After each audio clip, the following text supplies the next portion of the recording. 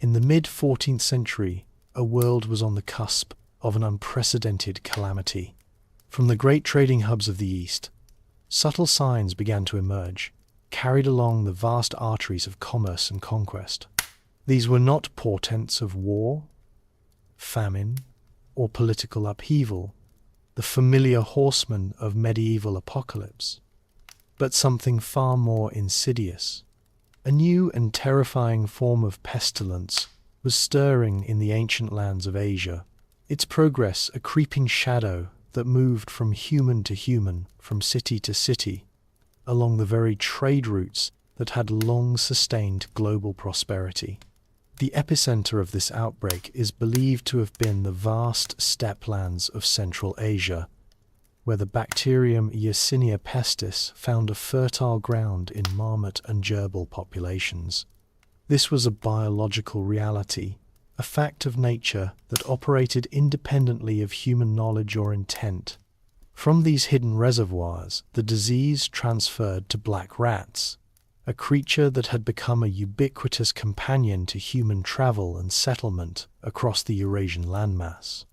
The plague's initial movements were likely slow and localized, but a critical historical event was about to accelerate its spread with devastating efficiency.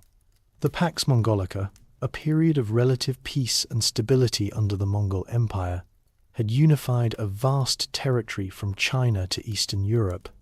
For the first time, goods, ideas, and people could travel with a speed and freedom previously unknown. It was this network of interconnected trade routes, most notably the Silk Roads, that would act as the primary conduit for the coming pandemic. The Black Death's devastating impact on the peasant class created a labor shortage so severe that it broke the back of the feudal system. But what were the consequences of that, and what it turned into? How the plague not only caused the death of millions, but also almost ended the existence of institutional church in Europe. Was there actually anything good that came out from it? And, given the cost, was it worth it? While Europe was largely unaware, the plague began its relentless journey westward. Reports from the bustling trading cities of China and India hinted at a mysterious illness causing swift death, with swollen lymph nodes and black splotches appearing on the skin. The telltale signs of what would later be known as bubonic and pneumonic plague. By the 1340s, the contagion had reached the major trading centers of Central Asia, then moved through Persia and the Golden Horde. The first verifiable instances of the plague's encroachment on the European sphere came not from a slow, creeping march, but from a dramatic, localized event at the Black Sea port of Kaffa. This Genoese trading colony, under siege by the Mongol army, became a crucible for the pestilence. According to historical accounts, the Mongols, suffering from the disease within their own ranks, used a primitive form of biological warfare, catapulting infected corpses over the city walls. This act, whether a decisive turning point or a gruesome footnote, ensured the plague's foothold in a key European trade outpost. The Genoese merchants who fled the siege would become the unknowing couriers of the Black Death, carrying it by sea to the shores of Europe, where it would unleash a new era of profound and irreversible change. Just a quick announcement: if you enjoy this video so far, please subscribe to our channel, as it motivates us to bring you a new story every evening. This is the only kind request tonight, and we won't bother you with it anymore until the very end of today's story. Let's get back to the video. The Black Death was not a new phenomenon, but rather the re-emergence of an ancient biological adversary that had stalked humanity for millennia. Its history begins with the bacterium itself, Yersinia pestis, a microorganism whose virulence and adaptability are central to the story of the plague's devastating impact.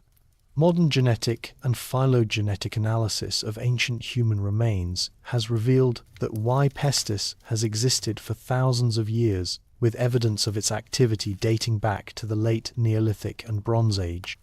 This research demonstrates that while the bacterium is old, its capacity for large-scale pandemic transmission evolved over time, likely tied to its adaptation to new hosts.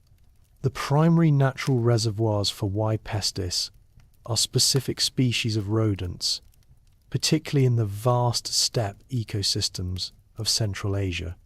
These animals, including marmots, gerbils, and ground squirrels, are largely immune to the disease's worst effects, allowing the bacterium to circulate and persist within their populations. The transmission between these animals is mediated by fleas, which become infected after feeding on a plague-carrying host. When the infected flea bites a new host, it regurgitates the bacteria into the bloodstream, initiating a new infection. This sylvatic cycle, confined to wild rodent populations, represents the plague's ancient hidden existence, a perpetual threat that only occasionally spilled over into human and domestic animal populations. For centuries, this cycle remained largely isolated, but the growth of human civilization and trade created the conditions for a more widespread transfer. The critical link was the black rat, Rattus rattus, a species that lived in close proximity to human dwellings and could easily travel with goods on ships and caravans. Unlike their wild rodent counterparts, black rats are highly susceptible to plague. An epizootica plague epidemic among animals would cause mass die-offs in rat populations, forcing their infected fleas to seek out new hosts, including humans. This spillover event, known as a zoonosis, was the mechanism that brought the ancient plague from the wild to the human world. The first major historical pandemic caused by this bacterium was the plague of Justinian, which ravaged the Byzantine Empire and the Mediterranean world in the 6th century. This outbreak, documented by historian Procopius, followed trade routes, mirroring the pattern of the later Black Death. It demonstrated the plague's potential for urban devastation and its ability to cause massive demographic collapse. For 200 years, the Justinian pandemic recurred in waves, but it eventually subsided, returning to its natural reservoirs for a long period of quiescence. It was this ancient, dormant plague, a biological shadow waiting in the heart of Asia, that would once again find the perfect conditions for a global-scale outbreak in the 14th century. The intricate web of interconnected trade and the proliferation of its primary vectarsed the black rats and their flesset, the stage for a pandemic whose scale and speed would eclipse anything previously experienced. The emergence of the Mongol Empire in the 13th century represented a geopolitical and logistical shift on a scale unprecedented in human history. Under the leadership of Genghis Khan, a disparate collection of nomadic tribes was forged into a disciplined military and political force that would unify the Eurasian landmass. From its core in Mongolia, the empire expanded rapidly, conquering vast territories across Asia, including China, Central Asia, Persia, and parts of Eastern Europe. This immense empire, the largest contiguous land empire ever to exist, created a unique set of conditions that, while fostering unprecedented trade and communication, would also inadvertently set the stage for a biological catastrophe. This period, often referred to as the Pax Mongolica, established a system of relative stability across the continent. Mongol rulers prioritized the security of their trade routes, seeing them as essential for economic prosperity and administrative control. They maintained a vast network of roads, relay stations, and garrisons, ensuring that merchants, diplomats, and travelers could move safely from the Pacific to the Black Sea. The Silk Roads, which had been in decline for centuries, were revived and expanded, becoming a vibrant, high-volume corridor for the exchange of goods. Caravans carrying silk, spices, and precious metals now moved across the steppes with a speed and regularity that had not been possible since antiquity. It was this very efficiency that provided the perfect infrastructure for the spread of Yersinia pestis. The constant movement of goods and people inadvertently facilitated the transport of the bacterium's primary vectors, fleas and the black rats that carried them. A rat that boarded a caravan in a plague-infested region of Central Asia could complete a journey of hundreds or even thousands of kilometers, carrying the contagion with it to new populations of rodents and, eventually, to humans in a distant city. The Mongol postal system, or YAM, with its network of swift messengers and relay stations, also contributed to the rapid movement of infected individuals and their accompanying vermin. By the 1330s, the plague was moving with a speed that defied the traditional constraints of geography. It followed the established Mongol trade routes into Persia and the Golden Horde, a Mongol-ruled territory in what is now southern Russia. From there, it was a short, final journey to the ports of the Black Sea and the major trading cities of Europe.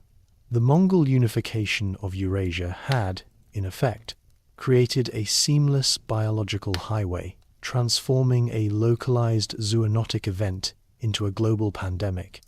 The political triumph that brought diverse cultures into contact with each other also provided the mechanism for a single, ancient disease to find a path to every corner of the known world.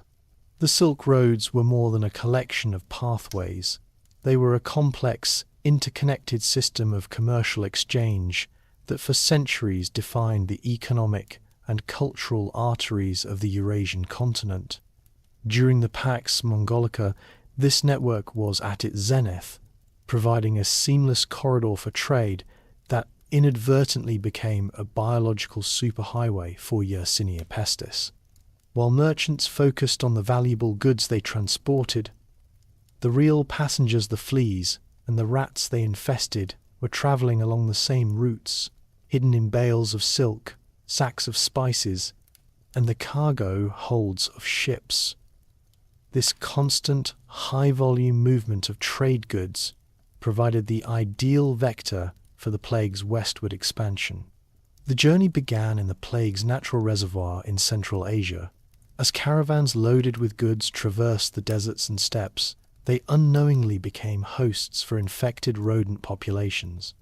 A single infected black rat could board a caravan, carrying with it a colony of infected fleas. When this rat died, the fleas, seeking a new host, would infest other rats, or, critically, the human merchants and travelers in the caravan. This process would repeat itself at every major trading post along the route. As goods were offloaded and new cargo was taken on, the plague-carrying fleas and rats would disembark and then re-embark on new caravans, effectively hopping across the continent. This mechanism of transmission was not limited to land routes. The plague-infested caravans that arrived at major riverine and coastal trading centers, such as those on the Caspian and Black Seas, would then transfer their deadly cargo to ships. The maritime legs of the Silk Roads were equally, if not more, efficient at spreading the contagion. Merchant ships, with their confined, dark cargo holds, provided a perfect environment for black rats to breed and for the disease to spread rapidly among them. A ship that set sail from a Black Sea port like Kaffa, laden with goods from the east, was also likely to be carrying infected rats and fleas. These vessels could travel at speeds that outpaced the disease's natural spread on land, allowing them to carry the plague to distant, unsuspecting ports in the Mediterranean in a matter of weeks. The plague followed the established trade network with chilling predictability. From the Central Asian steppes to the major hubs of Persia, then to the Golden Horde, and finally to the coastal cities where European merchants awaited the valuable cargoes from the east. In this way, the very infrastructure that had brought unprecedented prosperity and cross-cultural contact to the world became the instrument of its undoing. The Silk Roads, a symbol of human ingenuity and ambition, served as the unwitting primary carrier of a global catastrophe. The siege of Kaffa, a Genoese trading port on the Crimean Peninsula, holds a crucial place in the history of the Black Death as the point of entry for the pandemic into Europe. By 1345, the plague had reached the forces of the Golden Horde, the Mongol-ruled territory in southern Russia, which had been besieging Kaffa for years. The city's strategic location made it a valuable prize, but its fortified walls and Genoese maritime support had enabled it to withstand the Mongol assault. This military stalemate was about to be broken by a new, unforeseen variable, the plague itself, which began to decimate the Mongol army's ranks. The chronicler Gabriele de Mussis, writing a few years after the event, provides a detailed, if dramatic, account of what transpired next. He records that the Mongol forces, led by Jani Beg, began to suffer from the mysterious and swift-killing disease. The bodies of the infected Mongols, ridden with plague-infected buboes, were numerous, and the illness spread with terrifying speed throughout their encampment. The Mongol commander, in a desperate and opportunistic maneuver, ordered the corpses of the plague victims to be loaded onto catapults. The historical sources describe this as a deliberate act of biological warfare, with the bodies hurled over the city walls in an attempt to infect and demoralize the defenders. While the exact effectiveness of this specific act is debated by historians and epidemiologists, as the primary vectors were fleas and rats, not direct human contact, the psychological impact on the city's population was immediate and profound. The stench of death and the sight of the decomposing bodies within the city's confined space were horrifying. More importantly, the presence of the plague-infected corpses ensured that rats and fleas carrying Yersinia pestis were now inside the city walls. This biological contamination, combined with the normal movement of trade and human interaction, rapidly initiated an epidemic within Kaffa itself. The Genoese garrison and civilian population, though resilient against military attack, had no defense against this new, invisible enemy. As the death toll mounted and the city's ability to function collapsed, the Genoese merchants made the fateful decision to flee. They boarded their merchant ships, laden with goods, and set sail, unknowingly taking the plague with them. Their flight from Kaffa in late 1347 was not an escape from the plague, but a vehicle for its spread across the Mediterranean. These ships, arriving in Messina, Sicily, in October of that year, carried not only valuable cargo from the east, but also a biological payload that would soon bring an end to a quarter of Europe's population.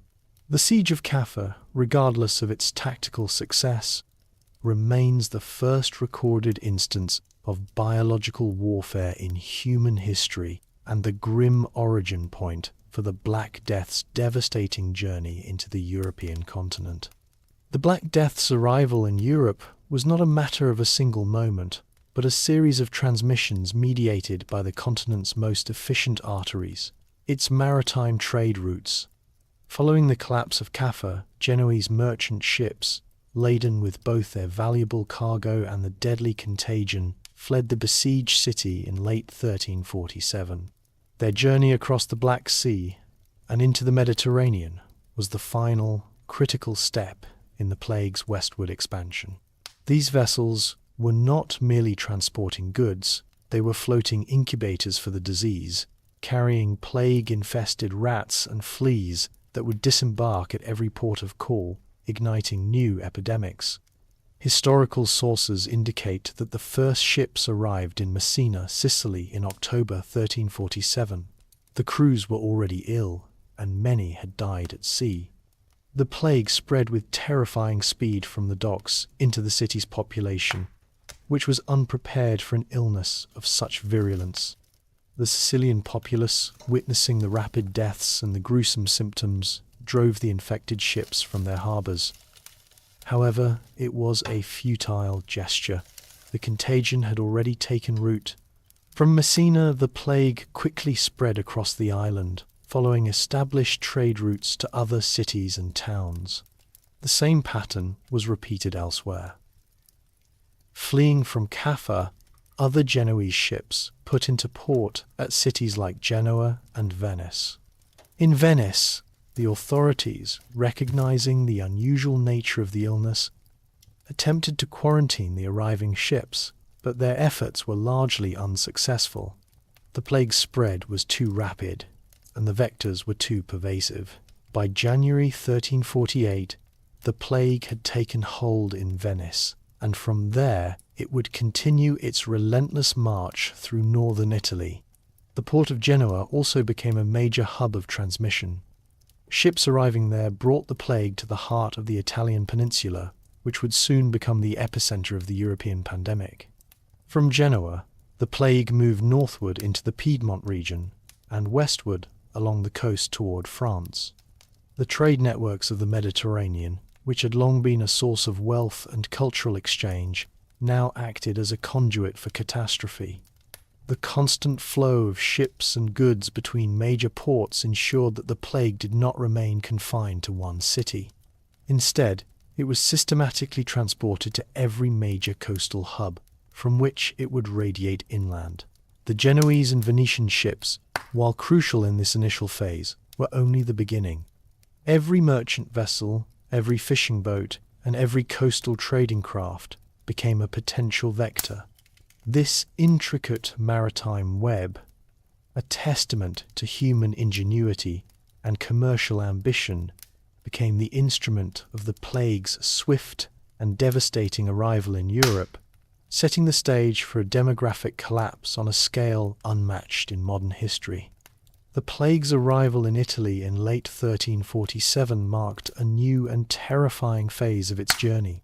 Having landed in Messina and spread across Sicily, the contagion was carried to the mainland, where it found a densely populated and commercially vibrant peninsula. Among the first and hardest hit major urban centers were Florence and Venice, two of the most powerful and sophisticated city-states in Europe.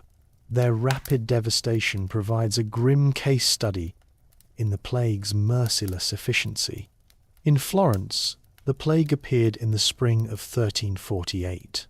The city was a major hub of banking, commerce, and art, with a population estimated to be between 80,000 and 120,000. The disease spread with terrifying speed. Contemporary accounts, most notably Giovanni Boccaccio's Decameron, describe a city thrown into chaos. The initial symptoms were the sudden appearance of tumors in the groin or armpit, followed by black and purple spots on the body. Death often occurred within 3 to 5 days. Medical knowledge of the time, rooted in Galenic theories of humors, was utterly useless against the biological reality of Yersinia pestis. Physicians and remedies offered no salvation, and the population, seized by panic, abandoned traditional social and religious norms. Families broke apart, the sick were left to die alone, and the dead were often left unburied or thrown into mass graves. Venice, a powerful maritime republic built on a complex system of canals and trade, was similarly devastated. The plague took hold by January 1348, having been carried from the same routes that brought the city its wealth. Unlike Florence, the Venetian authorities had some foresight, attempting to isolate infected ships and establishing rudimentary quarantine measures. However, these efforts proved insufficient against a disease that was spread by fleas on rats and had already found its way into the city's dense population. The city's unique geography, with its crowded, interconnected islands, facilitated the rapid spread of the contagion. The death toll was staggering. The Venetian government, which relied on a large and efficient bureaucracy, was crippled as officials and administrators died in droves. Religious and civic institutions crumbled under the strain. By the time the plague subsided in the autumn of 1348, Venice had lost a significant portion of its population. The devastation of Florence and Venice demonstrated the plague's disregard for social status or urban sophistication. The rich died alongside the poor, and the very systems that had made these cities prosperous, dense populations, global trade, and intricate social networks were the same ones that accelerated their destruction. The loss of life was not a gradual decline, but a swift and merciless culling that left a demographic and psychological scar on the Italian peninsula. The plague's swift journey through Italy became a grim precedent for the rest of Europe. Following the devastation of major maritime hubs like Venice and Genoa, the plague spread became a matter of overland transmission, radiating from these coastal epicenters into the densely populated and interconnected cities of the Italian heartland. The movement of the pestilence was not random. It followed the established commercial, military, and pilgrimage routes that had long been the lifelines of the peninsula. The swiftness of its progress inland demonstrated the vulnerability of a society whose prosperity was built on close-knit communities and constant interaction. The plague moved through Tuscany, devastating cities like Siena, where the demographic impact was so severe that civic projects, including the construction of a new cathedral, were abandoned midway. Historical records indicate that Siena lost over half of its population, a demographic blow from which it would not recover for centuries. The loss of life in cities was compounded by the fact that the disease also spread rapidly to the surrounding rural areas, where peasants living in close quarters and with poor sanitation were particularly susceptible. The agricultural economy of the peninsula, which depended on manual labor, was crippled as entire villages were depopulated. From central Italy, the plague continued its northward trajectory. The Lombardy region, with its prosperous cities like Milan and Bologna, was next in its path. While Milan's early aggressive response of walling up the infected houses may have slowed the initial spread, it was ultimately an insufficient barrier against a disease transmitted by fleas and rats. The plague systematically made its way through Lombardy, leaving a trail of devastation that mirrored the losses in Tuscany. Cities with dense populations, like Bologna, saw rapid and catastrophic mortality rates. The plague's journey through Italy highlights a key aspect of its transmission, the human factor. People fleeing infected cities became unknowing carriers of the disease, seeking refuge in uninfected towns and countryside areas, only to bring the contagion with them. The very act of seeking safety often served to spread the pestilence. Medical professionals, religious officials, and merchants traveling from city to city for their duties ensured that the disease was never localized for long. In this manner, the plague systematically consumed the peninsula, leaving no region untouched. The demographic scale of this devastation was without precedent, with estimates suggesting Italy's population declined by 30 to 50% between 1347 and 1351. The social and economic structures that had defined Italian society for centuries were profoundly and irreversibly altered by the sheer number of deaths, marking a turning point not just for Italy, but for the entire European continent. The plague's journey across the Mediterranean Sea had established its pattern of transmission, and as it made landfall in France, it followed the same relentless logic. The primary entry point was the port of Marseille in January 1348, carried, as in Italy, by a ship fleeing the ravaged East. From this vital trading hub, the disease spread rapidly, overwhelming the city's defences and population. The speed and ferocity of the outbreak in Marseille set the grim precedent for the rest of France. Initial attempts by civic authorities to contain the disease by sealing off the city and its docks proved entirely ineffective against a contagion already established in its rat and flea vectors. From Marseille, the pestilence radiated inland, following the established Rhone River valley and major land routes. The plague's northward movement was methodical and devastating, consuming cities and towns with a terrifying efficiency. Avignon, which at the time served as the seat of the papacy and a major religious and administrative centre, was struck in March 1348. The city's dense population, swollen by clergy and pilgrims from across Europe, made it a perfect breeding ground for the plague. Pope Clement VI court, despite being a centre of wealth and power, was helpless against the epidemic. Historical records from the papal court describe a death toll so high that the Rhone River was consecrated as a burial ground for the sheer number of corpses. The Pope himself was forced to isolate in his chambers, surrounded by fires to purify the air, a practice that reflected the medical theories of the time. From Avignon, the plague continued its relentless march.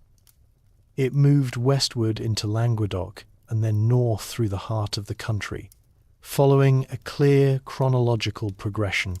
Cities like Lyon, located at a crucial crossroads of trade, were swiftly infected. The disease then moved into the northern provinces, reaching Paris by the spring or summer of 1348. As the capital of the kingdom, Paris was a demographic hub, with a population estimated to be one of the largest in Europe. The city's crowded and unsanitary conditions, particularly in its poorer districts, ensured that the plague would spread with catastrophic speed. Medical and religious institutions, including the University of Paris, were crippled by the loss of life. Entire neighborhoods were depopulated, and a sense of profound despair gripped the population as the death toll mounted. The plague's journey through France demonstrated that no region, no social class, and no institution was immune. Its path from the Mediterranean to the English Channel was a clear, documented march that left an estimated 1/3 of the French population dead.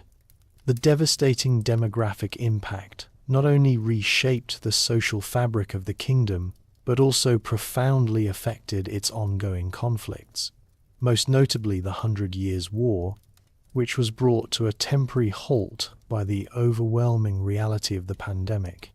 The plague's arrival in England was a predictable outcome of its relentless march across the European continent.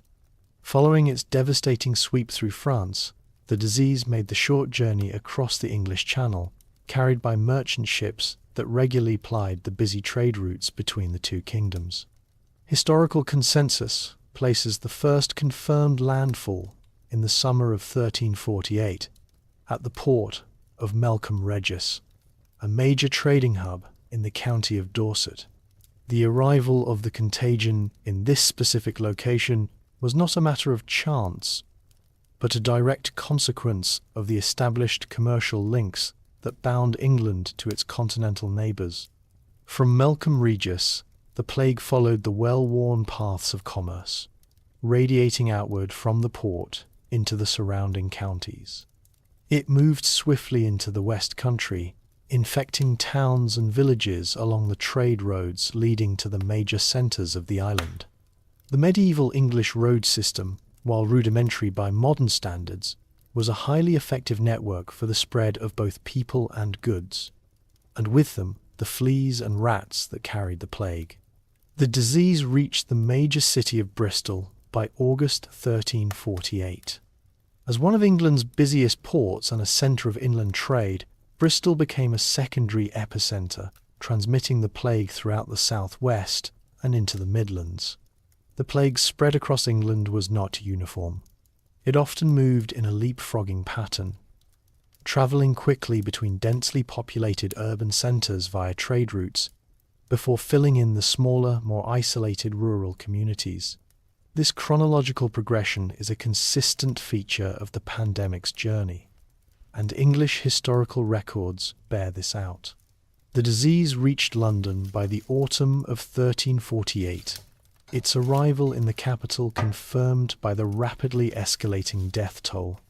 The city's crowded and unsanitary conditions, particularly within its labyrinthine streets and the banks of the River Thames, ensured a catastrophic spread that would ultimately claim a massive number of its inhabitants. Beyond London, the plague continued its relentless northward and westward expansion.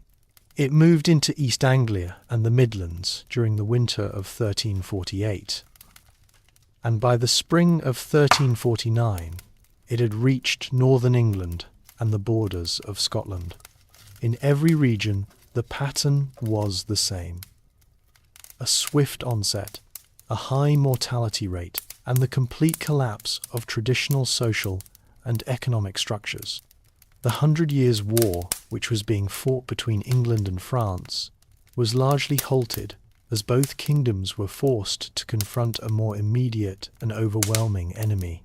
The plague's journey through England, a grim mirror of its path across the continent, would leave an estimated 1/3 to 1/2 of the population dead, fundamentally reshaping the kingdom for centuries to come. The plague's arrival in London in the autumn of 1348 marked a catastrophic turning point for England. As the kingdom's largest urban centre and its political, economic and social heart, London was a densely populated city with an estimated population of over 50,000. Its medieval infrastructure, characterised by crowded, narrow streets, rudimentary sanitation, and houses built in close proximity, provided the perfect conditions for the rapid transmission of Yersinia pestis. The plague, having followed the major trade routes from the continent, found a fertile ground in the city's teeming docks and slums. The initial response from civic and religious authorities was a mix of denial and frantic, largely ineffective, countermeasures. The medical profession, still operating under the obsolete theories of Galen, prescribed remedies like bloodletting, fumigation with herbs, and dietary changes, all of which had no impact on the course of the disease. The sheer number of deaths quickly overwhelmed the city's established systems. Clergy, responsible for administering last rites and performing burials, died in droves, creating a critical shortage of priests. The traditional practice of burying the dead in consecrated churchyards was abandoned as the corpses piled up, leading to the creation of emergency plague pits. The most famous of these, East Smithfield, was established just outside the city walls to accommodate the immense number of bodies. The social and economic fabric of London began to unravel with terrifying speed. The city's markets and businesses, which were the engines of England's economy, came to a grinding halt as merchants and artisans fell ill or fled the city. The labour force was decimated, and the traditional apprenticeship system collapsed as masters died, leaving their workshops and skills to disappear with them. People who could afford to leave London did so, but this often had the unintended consequence of spreading the disease to new, uninfected areas. The royal court itself was forced to flee, with King Edward III and his family taking refuge at Windsor Castle. The psychological impact on the city's inhabitants was profound. Contemporary accounts speak of a society in chaos, marked by an atmosphere of profound despair and fear. Traditional social norms broke down as people abandoned their families to avoid contagion. Religious processions and public prayers were organized in a desperate attempt to appease divine wrath.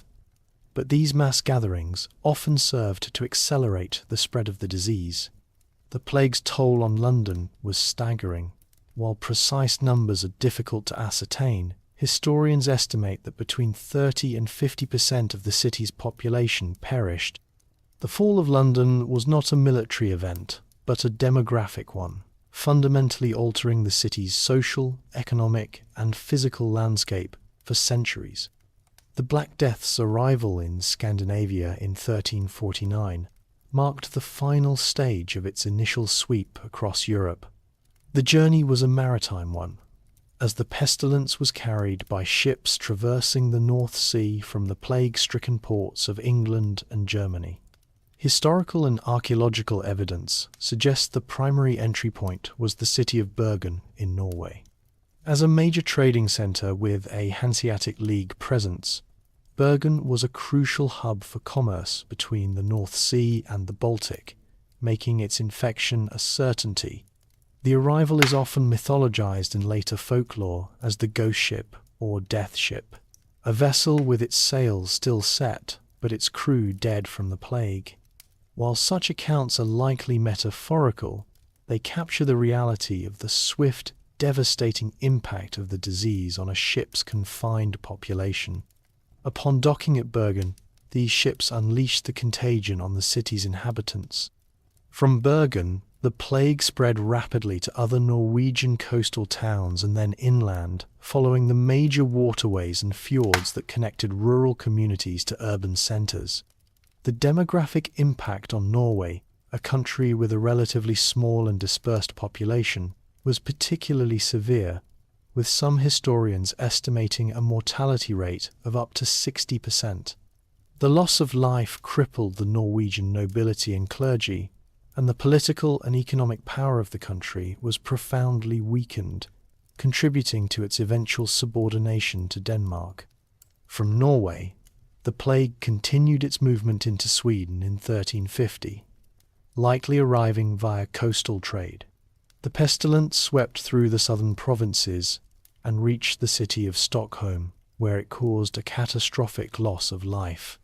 Like elsewhere, the plague's spread was facilitated by human movement and the presence of its primary vectors, overwhelming the medical and religious institutions of the time.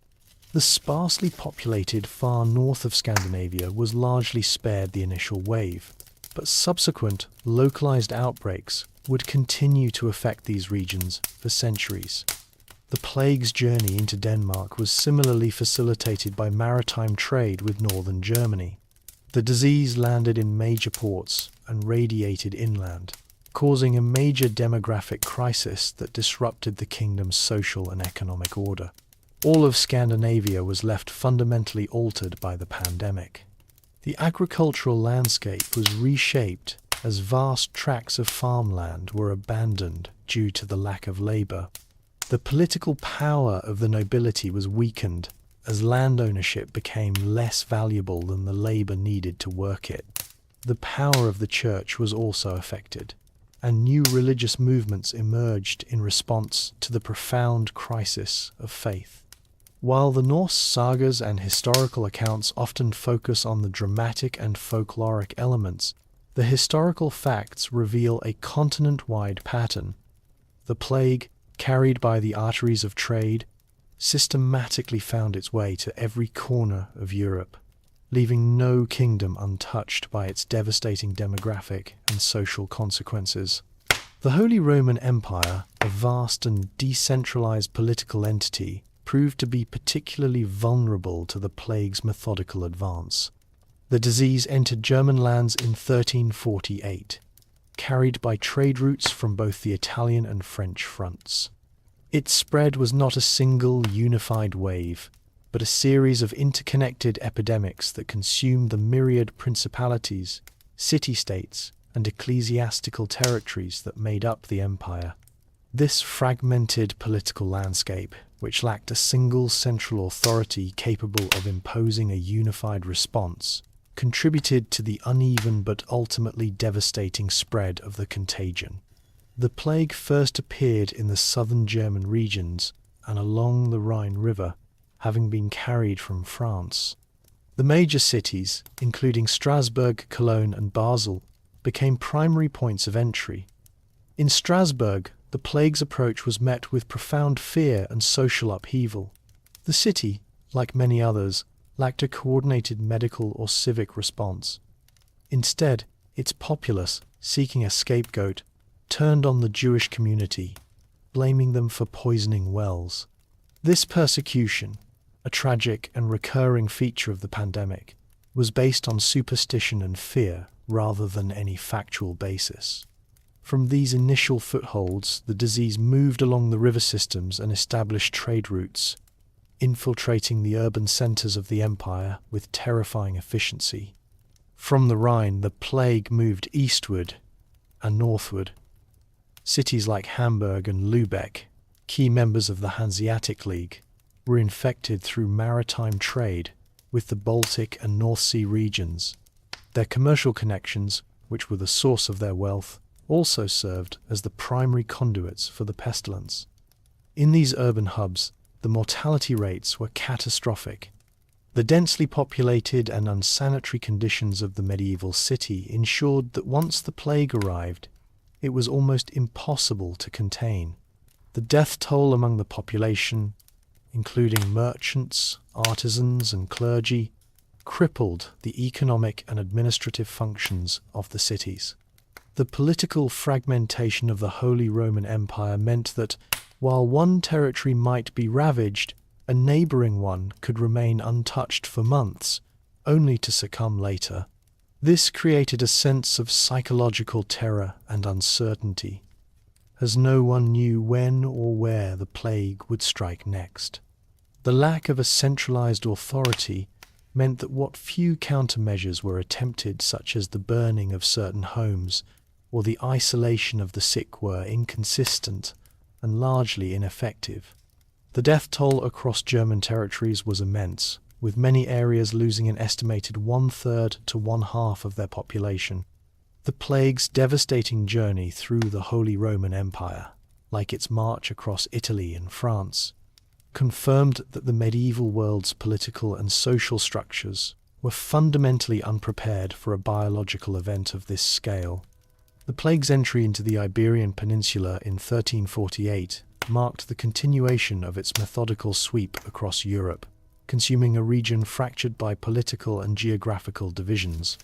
The primary point of entry was the Crown of Aragon, specifically the port of Majorca, which had extensive trade connections with the major Italian maritime republics. The disease arrived in the spring of 1348, carried by ships from the plague-ridden ports of Italy and France. From Majorca, the contagion spread to the mainland, infecting cities like Barcelona and Valencia, both crucial hubs in the Mediterranean trade network. The swiftness of the plagues spread from these coastal cities into the interior of Aragon and then into the Crown of Castile and Portugal, demonstrated how the peninsula's established trade routes served as a biological conduit. The plague's march across Spain was characterized by a high mortality rate and the same social and economic collapse seen in other European regions. In the Kingdom of Castile, the disease proved particularly devastating. The court of King Alfonso XI was struck, and the king himself died of the plague while besieging Gibraltar in 1350, becoming the only reigning monarch to die of the Black Death. His death crippled the political leadership of the kingdom and led to a period of instability. The death toll among the nobility, clergy, and peasant classes was immense, leading to widespread depopulation of both rural and urban areas. The Iberian Peninsula's unique geography, with its central plateau and coastal mountain ranges, did not significantly impede the plague's advance. The disease, carried by travelers, merchants, and military forces, bypassed some areas only to return later, creating a pattern of sporadic but devastating outbreaks. The social structure of Spanish society, with its focus on hierarchical relationships and its reliance on a feudal land-based economy, was fundamentally undermined. The death of so many peasants and labourers led to a severe labour shortage, which in turn forced landowners and nobles to offer better wages and conditions to the survivors, a dynamic that would profoundly alter the feudal system in the centuries to come. The plague's impact on the Iberian Peninsula, while following a pattern similar to the rest of Europe, was compounded by the ongoing Reconquista and the complex political landscape of the time. The disease struck all three major religious groups: Christians, Muslims, and Jusand created a shared experience of profound loss that transcended religious and cultural divides. The pandemic's toll left a demographic and psychological scar that would shape the history of Spain and Portugal for generations. The brutal march of the pestilence confirmed that no kingdom, no social class, and no geographical barrier could provide a true sanctuary from a catastrophe of this scale.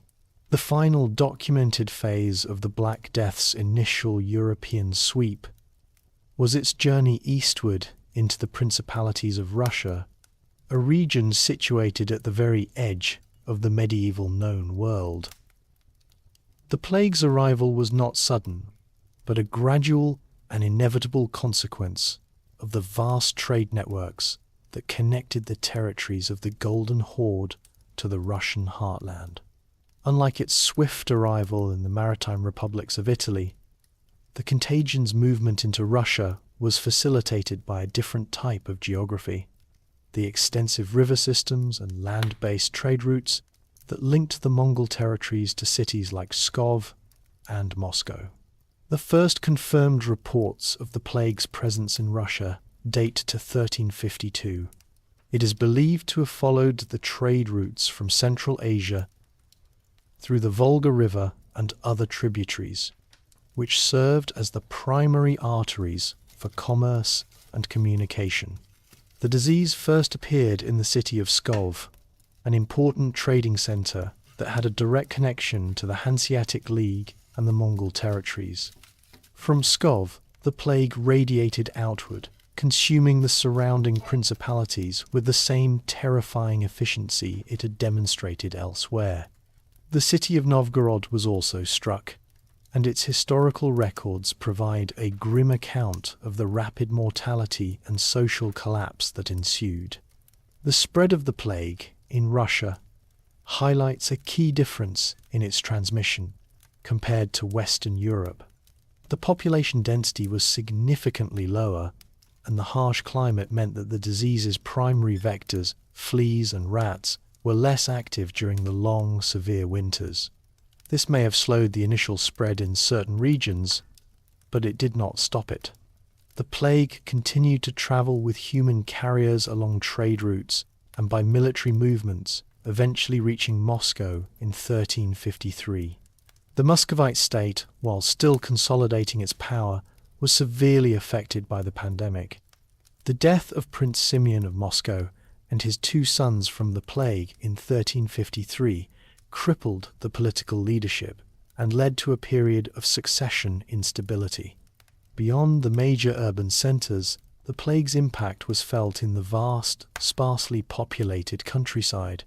The death toll among the peasantry was immense, leading to a severe labour shortage that would have a profound impact on the feudal system in Russia in the coming centuries. The plague's journey to the edges of the European world confirmed its global reach and its biological impartiality. No political system, no geographical barrier, and no culture was immune to its devastation. The plague's final grasp in Russia, while geographically distant from its origins, was a final, brutal reminder of a pandemic that had systematically consumed an entire continent. The arrival of the Black Death in Europe exposed the profound limitations of medieval medical theory, which was largely based on the teachings of ancient physicians, most notably the Greek physician Galen. His theories, developed in the 2nd century AD, had dominated Western medicine for over a millennium. Central to his system was the concept of the 4 humours: blood, phlegm, yellow bile, and black bile. These humours were believed to be responsible for a person's temperament, health, and disease. According to this model, an individual was healthy when their humours were in balance, and disease was a result of an imbalance or a corruption of one or more of them. The plague, in this context, was not understood as a contagious disease caused by a microorganism, but as a result of a corrupt atmosphere or a divine miasma that disrupted the body's humoral balance. The miasma theory, a central tenet of medieval medical thought, posited that diseases were caused by bad air. This belief led physicians to a variety of ineffective countermeasures. They would prescribe the burning of aromatic substances like juniper, rosemary, and incense to purify the air in homes and public spaces. They would also carry pomandas, small bags filled with fragrant herbs, which they believed would ward off the corrupt air. These measures, while perhaps making the environment smell better, did nothing to address the biological reality of Yersinia pestis and its transmission via fleas and rats. Physicians acting on the humoral theory focused their treatments on restoring the body's balance. The primary treatment for the plague was bloodletting, a practice that involved cutting a vein or applying leeches to remove what was believed to be bad blood. This was based on the belief that the plague was a superabundance of corrupted blood. This procedure, performed by both physicians and barber surgeons, was not only useless but often weakened the patient and contributed to their death. Other treatments included the application of poultices of herbs, clay, and even feces to the infected buboes, the swollen lymph nodes that were the hallmark of the disease. These methods, designed to draw the poison out of the body, were similarly ineffective. The medical profession's inability to comprehend the plague's true nature led to a profound crisis of authority. Doctors, unable to offer a cure or even a rational explanation for the disease, lost the trust of the populace. Their methods were demonstrably failing in a terrifying and public manner. This medical miseducation, a reliance on ancient, unsupported theories, meant that medieval Europe was utterly unprepared for the biological reality of the Black Death. The intellectual scaffolding of their medical knowledge, which had served for centuries, was completely shattered by a single terrifying bacterium, forcing a desperate and ultimately futile search for a cure. The plague's arrival presented medieval physicians with an enemy they were entirely unequipped to fight. Lacking any concept of germ theory, their entire approach to medicine was rendered useless against the bacterial reality of Yersinia pestis. The physician's battle against the Black Death was thus a futile and desperate one, fought with obsolete tools and based on a profound misunderstanding of the disease's nature. Their core theories of disease, centered on the four humours and miasma, dictated a series of countermeasures that were not only ineffective, but, in many cases, actively harmful. One of the most common and widely prescribed treatments was bloodletting. This practice, a cornerstone of medieval medicine, was based on the belief that the plague was a superabundance of corrupted blood. Physicians and barber surgeons would cut a vein or use leeches to remove blood, hoping to restore the body's humoral balance and rid it of the poison. This procedure, however, only weakened patients already suffering from severe illness, often hastening their deaths. It was a misguided effort to combat a systemic bacterial infection with a method that drained the body of its vital resources. Another central pillar of the medical response was fumigation, the miasma theory, which posited that diseases were caused by bad air or corrupted vapors, led physicians to believe that purifying the air was the key to preventing and curing the plague. They would prescribe the burning of aromatic substances like juniper, rosemary, and incense in homes and public places. People were advised to carry pomandas, small balls filled with fragrant herbs, to ward off the foul air. Plague doctors themselves wore a distinctive uniform that included a beak-like mask filled with similar herbs, believing it would filter out the miasma before they inhaled it. While these measures may have provided a psychological comfort, they did nothing to address the biological reality of fleas and rats as the primary vectors of the disease. The physician's battle extended to local treatments for the buboes, the hallmark swollen lymph nodes. Doctors would apply poultices made from a variety of substances, including herbs, clay, and even dried animal or human feces. These poultices were intended to draw the poison out of the buboes and bring them to a head, so they could be lanced and drained. This practice, known as lancing the buboes, was not only excruciating for the patient, but also risked secondary infections. It was a desperate and primitive surgical response to a disease that was already in the patient's bloodstream.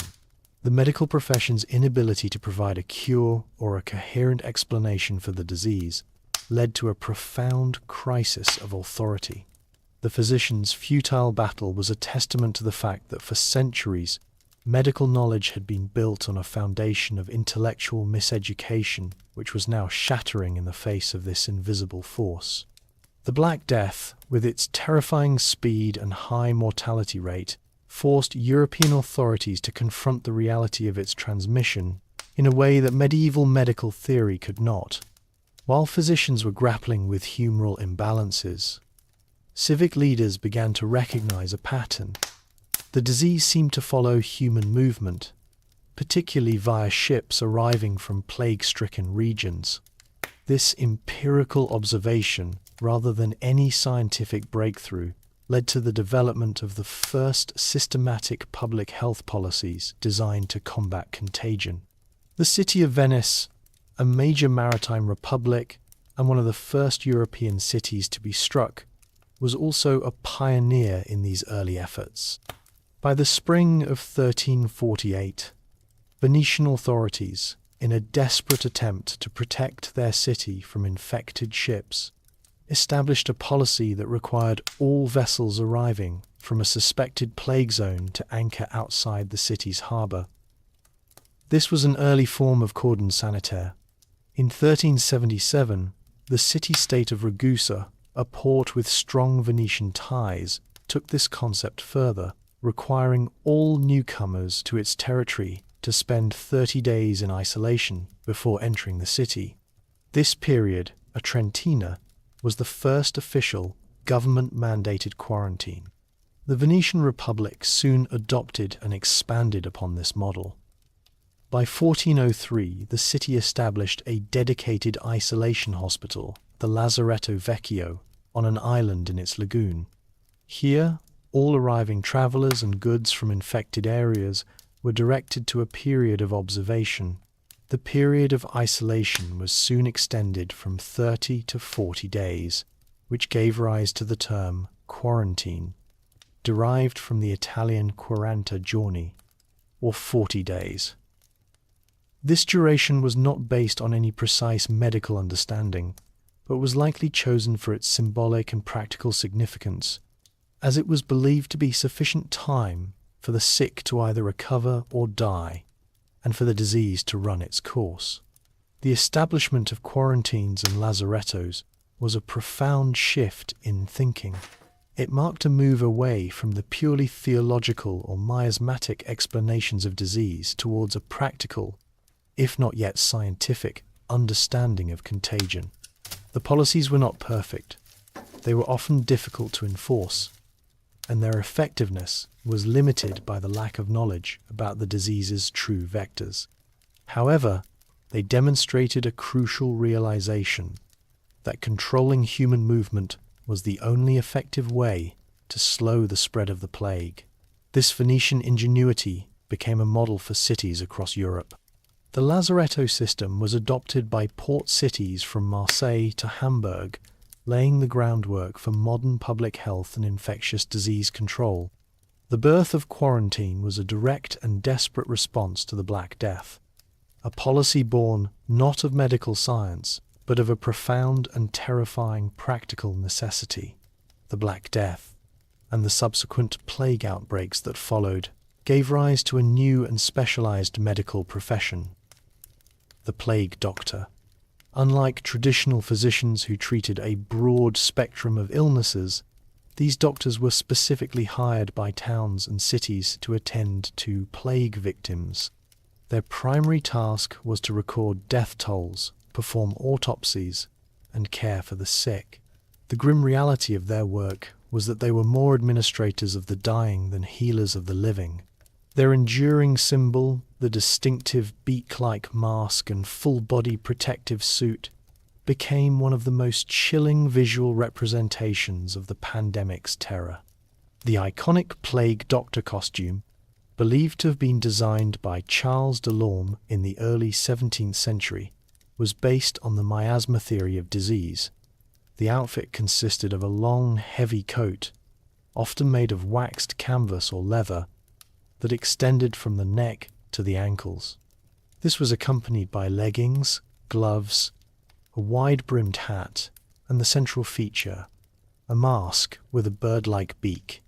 The purpose of this elaborate garb was not to provide a barrier against germs, but to protect the wearer from the bad air that was believed to cause the disease. The beak of the mask was filled with a variety of aromatic substances, including dried flowers, herbs, spices, and camphor. It was thought that these fragrant materials would filter out the poisonous miasma before the doctor inhaled it. The eye holes were covered with glass lenses, another measure intended to protect the wearer's eyes from the infected air. This entire ensemble was a practical application of the flawed medical theories of the time. While the heavy, non-porous materials of the coat may have offered a limited physical barrier against fleas, the design's underlying purpose was to combat a non-existent threat, while the real vectors, the fleas, were a persistent and unrecognized danger. The plague doctor's profession was a brutal one. Many of these doctors had little formal medical training. They were often young physicians or surgeons who were willing to take on a role that carried a high risk of infection. Their compensation was often high, but so was their mortality rate. Their work brought them into constant contact with the sick and dying, and despite their elaborate costumes, they frequently succumbed to the disease. The figure of the plague doctor, with their terrifying and otherworldly appearance, was a direct product of the Black Death's legacy. Their uniform represented not a triumph of medical science, but a desperate and ultimately futile attempt to confront this invisible enemy with the flawed knowledge of the past. The Black Death, with its unprecedented mortality and incomprehensible nature, plunged medieval society into a state of profound fear and uncertainty. Lacking any scientific understanding of the disease, the populace, gripped by panic and desperation, sought a human explanation for the divine wrath and corrupt air that they believed were killing them.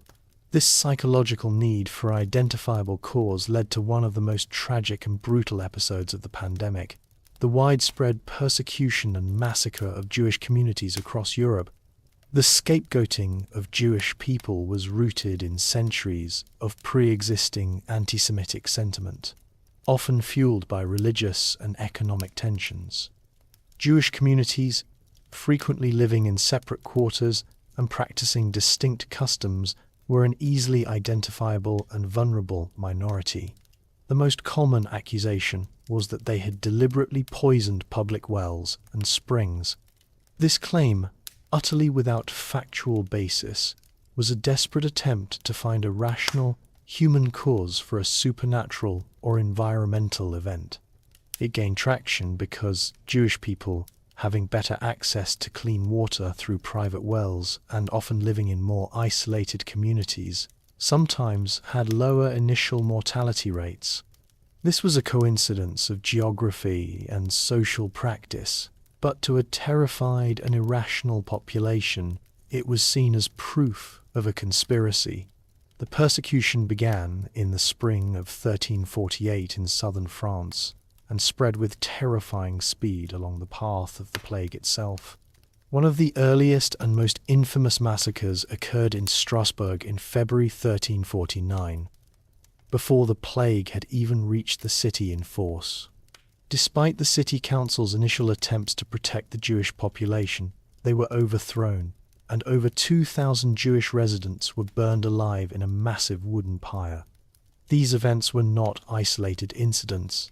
From Strasbourg, the violence spread through the Rhine Valley and into German territories, where hundreds of Jewish communities were annihilated in a systematic wave of violence. This wave of pogroms was largely driven by mob hysteria, but it was often sanctioned by local rulers who saw an opportunity to seize Jewish assets and property.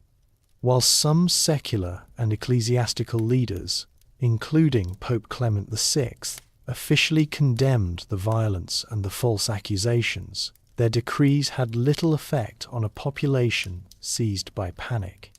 The papal bull issued in 1348, which stated that Jewish people were being unjustly killed and that they could not possibly have caused the plague, was widely ignored. The persecution of Jewish communities during the Black Death stands as a brutal historical fact, an example of how a catastrophic public health crisis can expose and exacerbate the deepest societal prejudices, transforming fear and ignorance into organized violence against an innocent minority.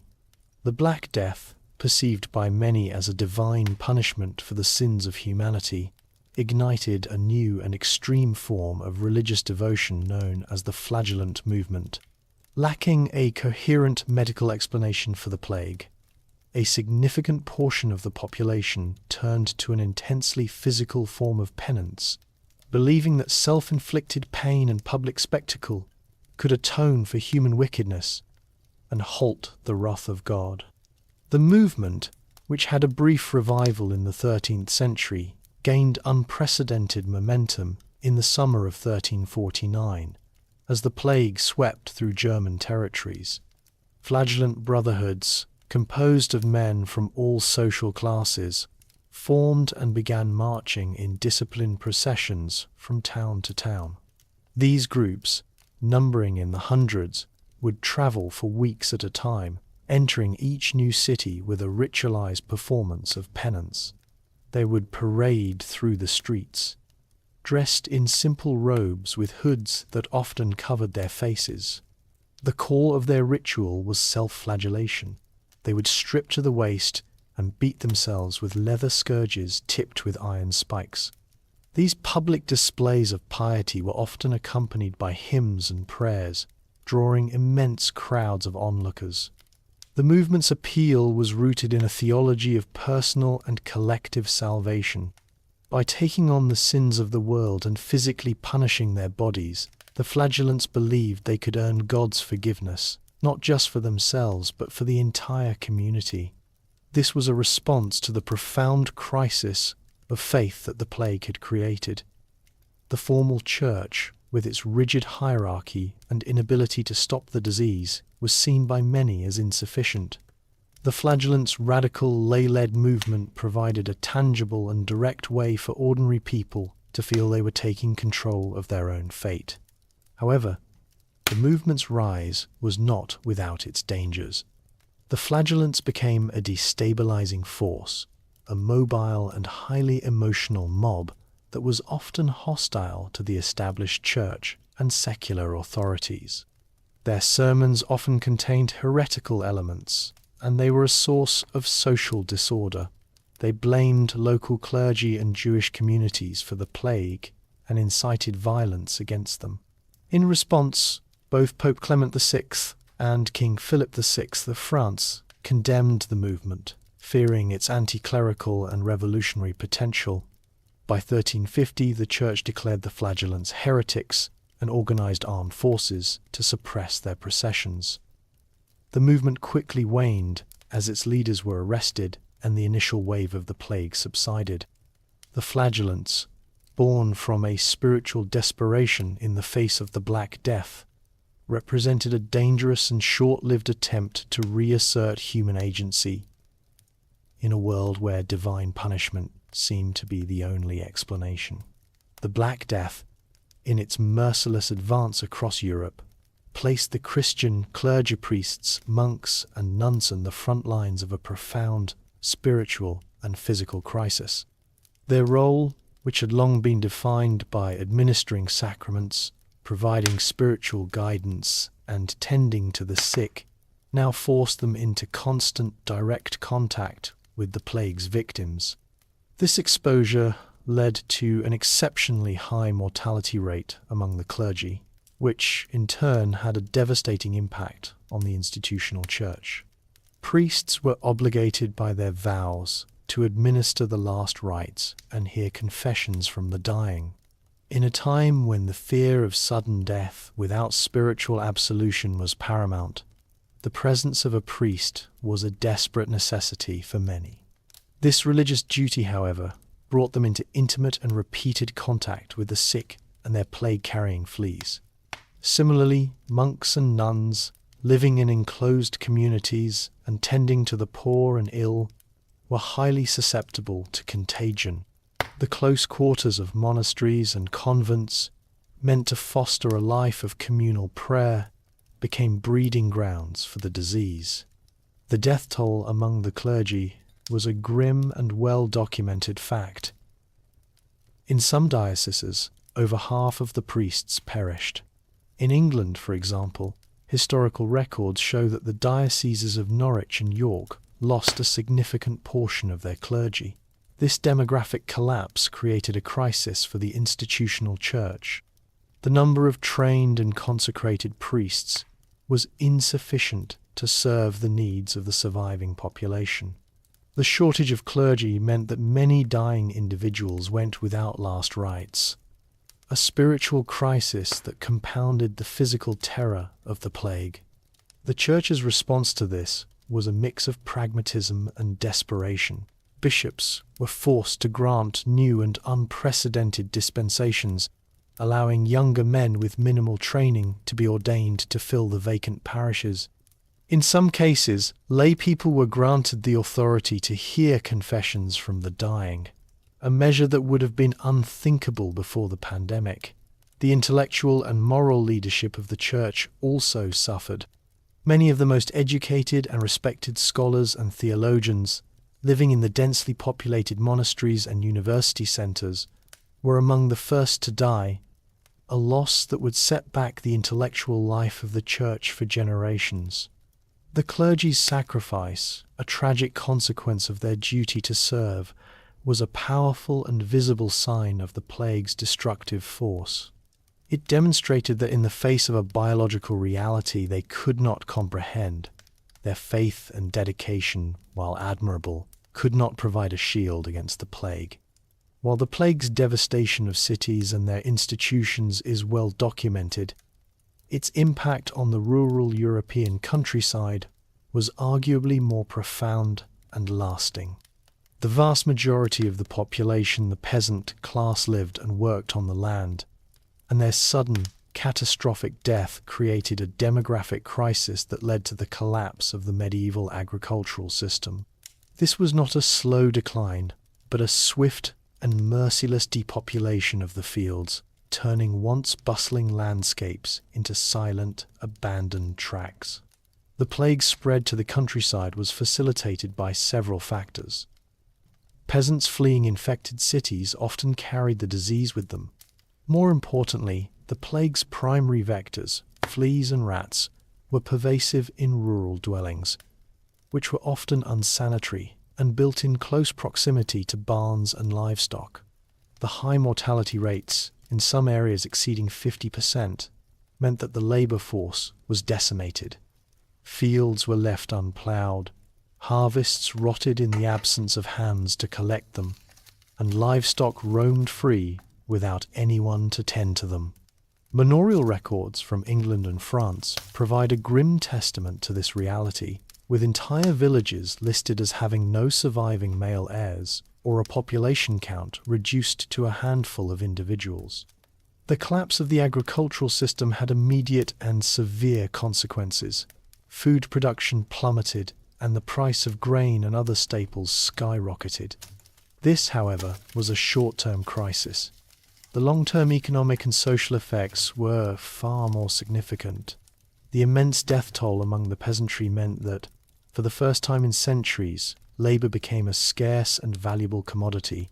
Surviving laborers, recognizing their newfound power, began to demand higher wages and better working conditions from their lords.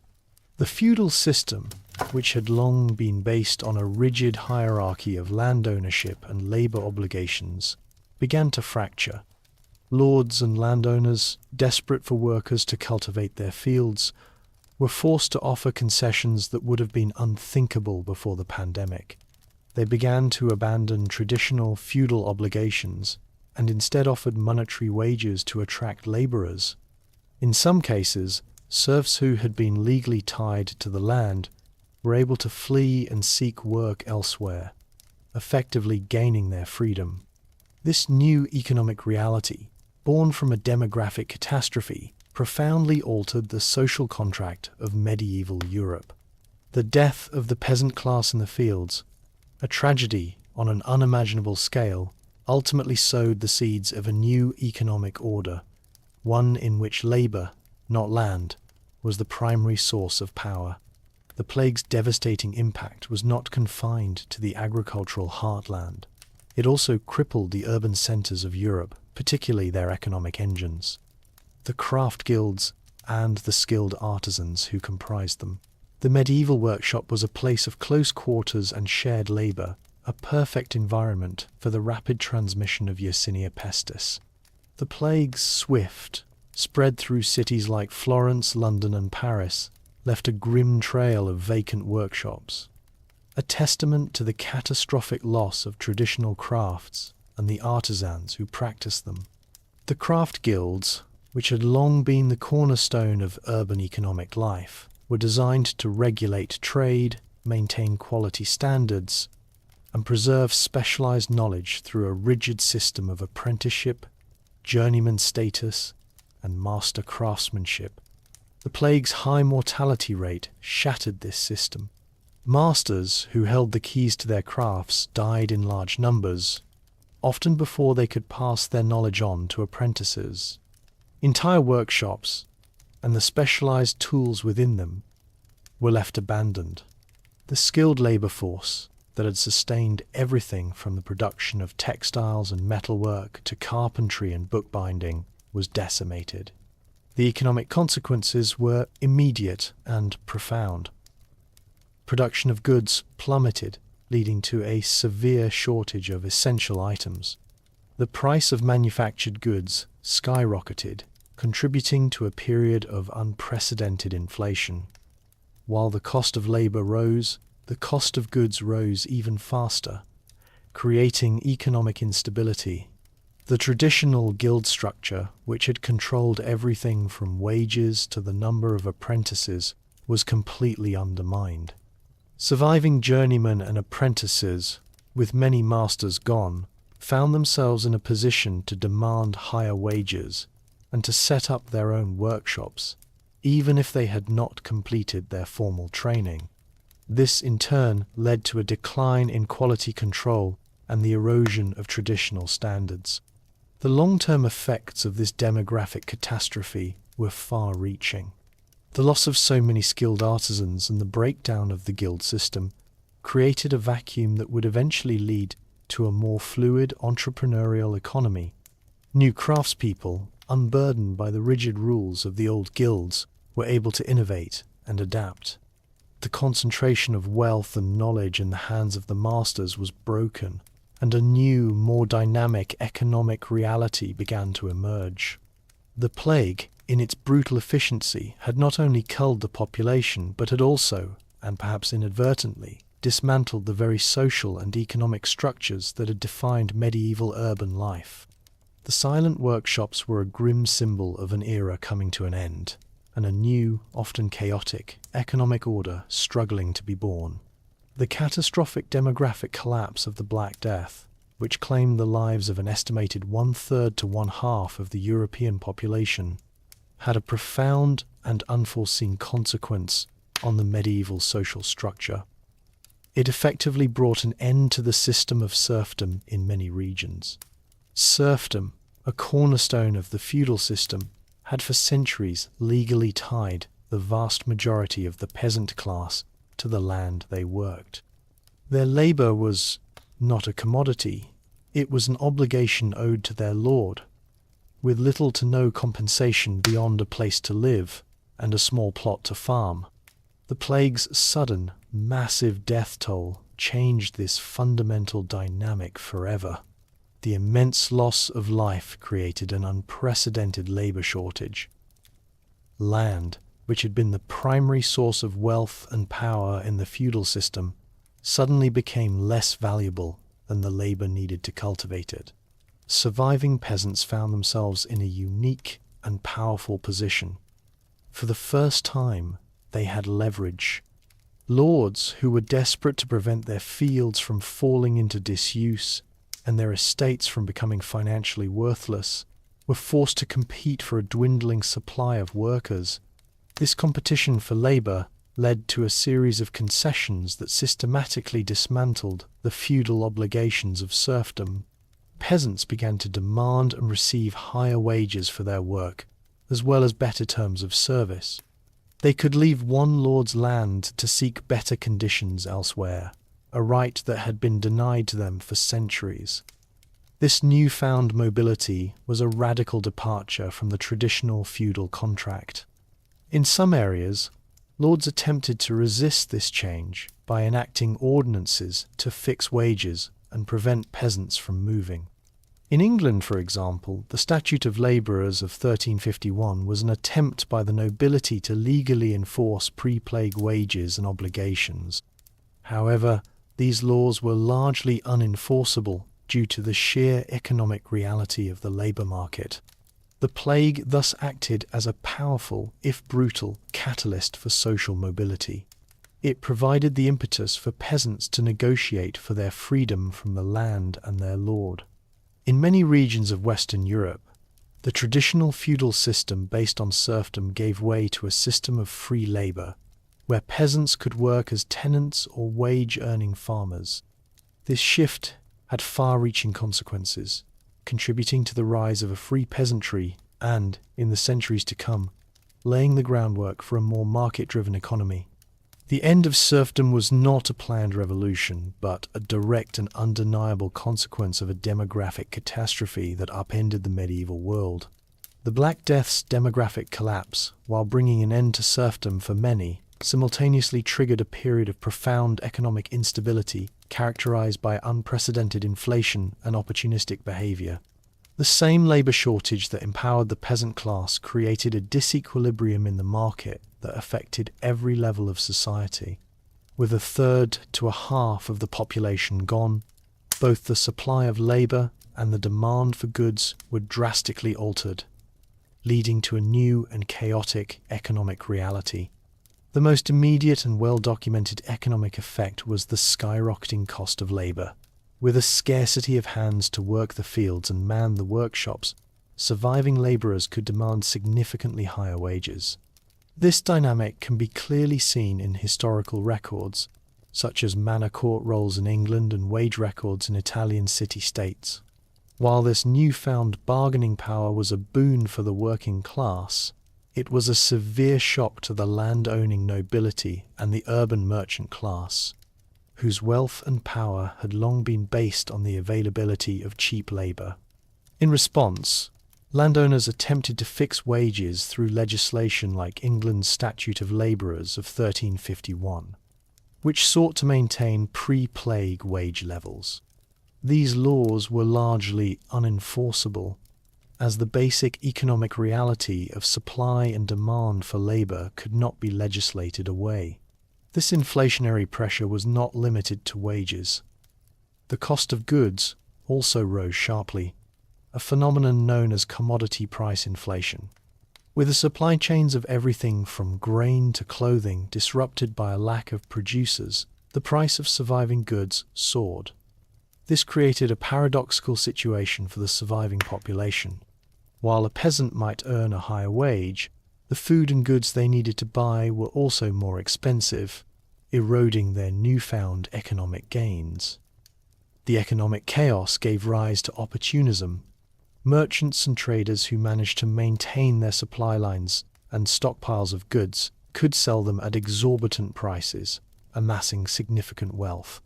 Likewise, those who could consolidate land from families who had died without heirs found themselves in a powerful position. The Black Death therefore acted as a powerful, albeit brutal, economic equalizer. It undermined the old feudal economy and introduced a new reality based more on market forces. Land became less valuable, while labor became the most precious commodity. This fundamental shift had long-term consequences, contributing to the rise of a cash-based economy and the decline of the old feudal system. The price of survival was high, but for many of the working class, the economic chaos of the plague ultimately proved to be a catalyst for a more mobile and financially independent future. The Black Death, in its merciless advance, not only reshaped the economic and social fabric of Europe, but also profoundly altered its artistic and cultural expression. The collective trauma and the constant presence of death gave rise to a new aesthetic of mortality, one that was starkly different from the heroic and saintly imagery that had dominated medieval art. This artistic reckoning focused on the fragility of life and the inevitability of death, leaving behind a grim legacy of skeletons, decaying corpses, and the terrifying death dances.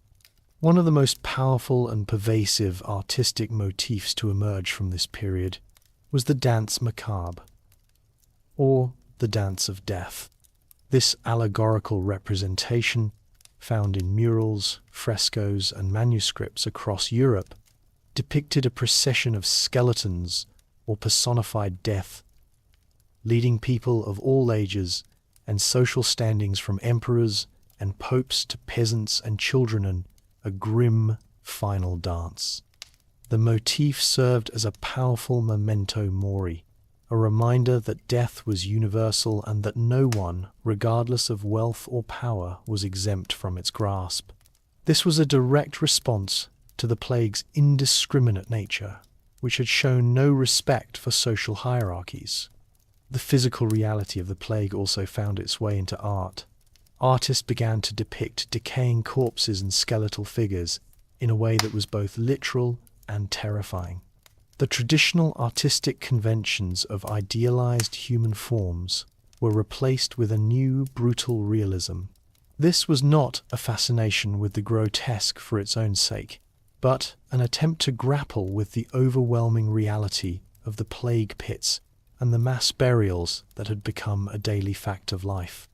This shift in artistic focus, from the spiritual triumphs of the saints to the physical reality of death, was a cultural barometer of a society in shock.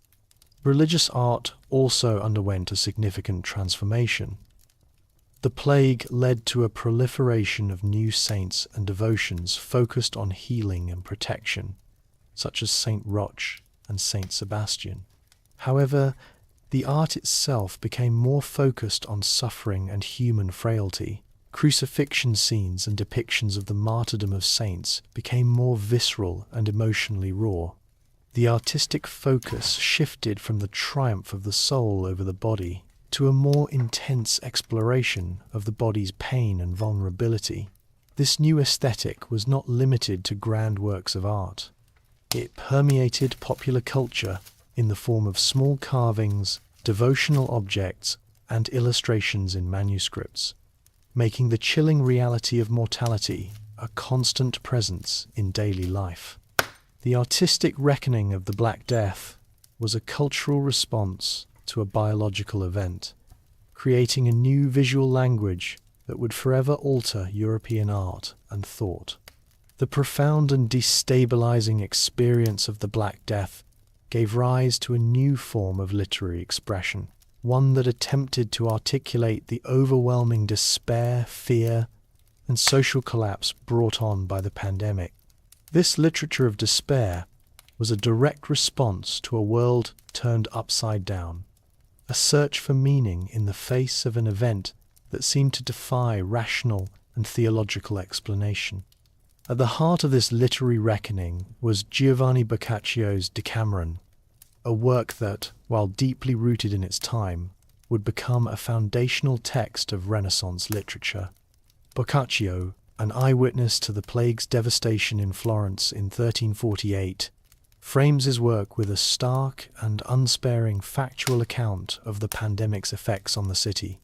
He meticulously details the social breakdown, the abandonment of the sick by their families, the collapse of civic and religious authority, and the desperate flight of the survivors.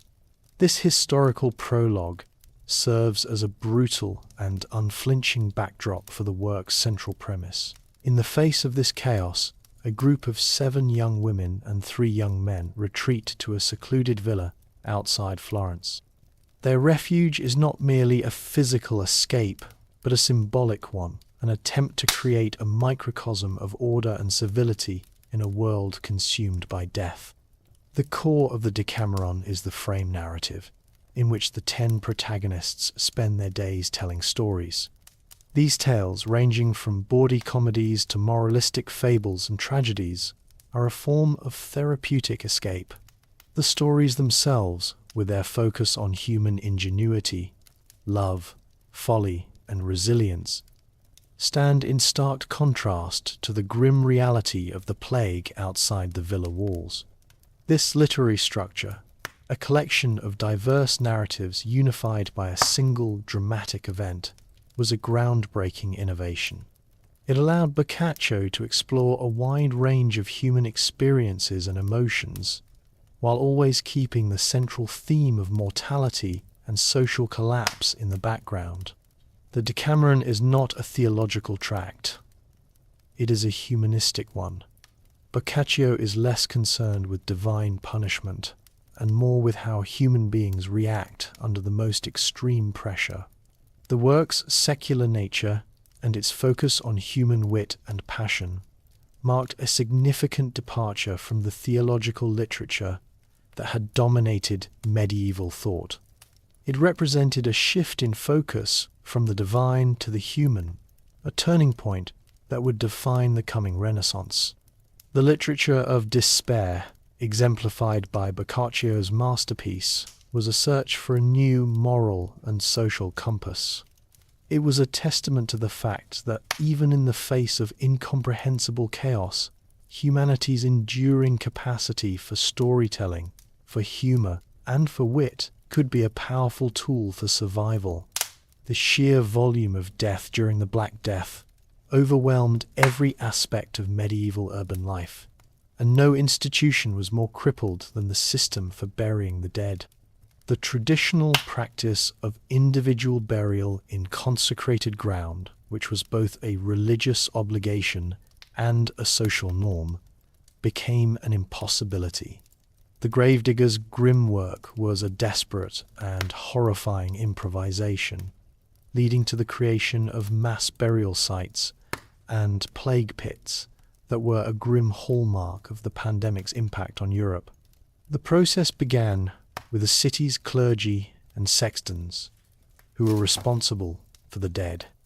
As the mortality rate soared, they were among the first to die, creating a critical shortage of personnel for a task that was already physically and emotionally taxing. The dead often lay in homes and on the streets for days, as no one was willing or able to retrieve them. In response to this crisis, a new class of labor emerged, the gravediggers.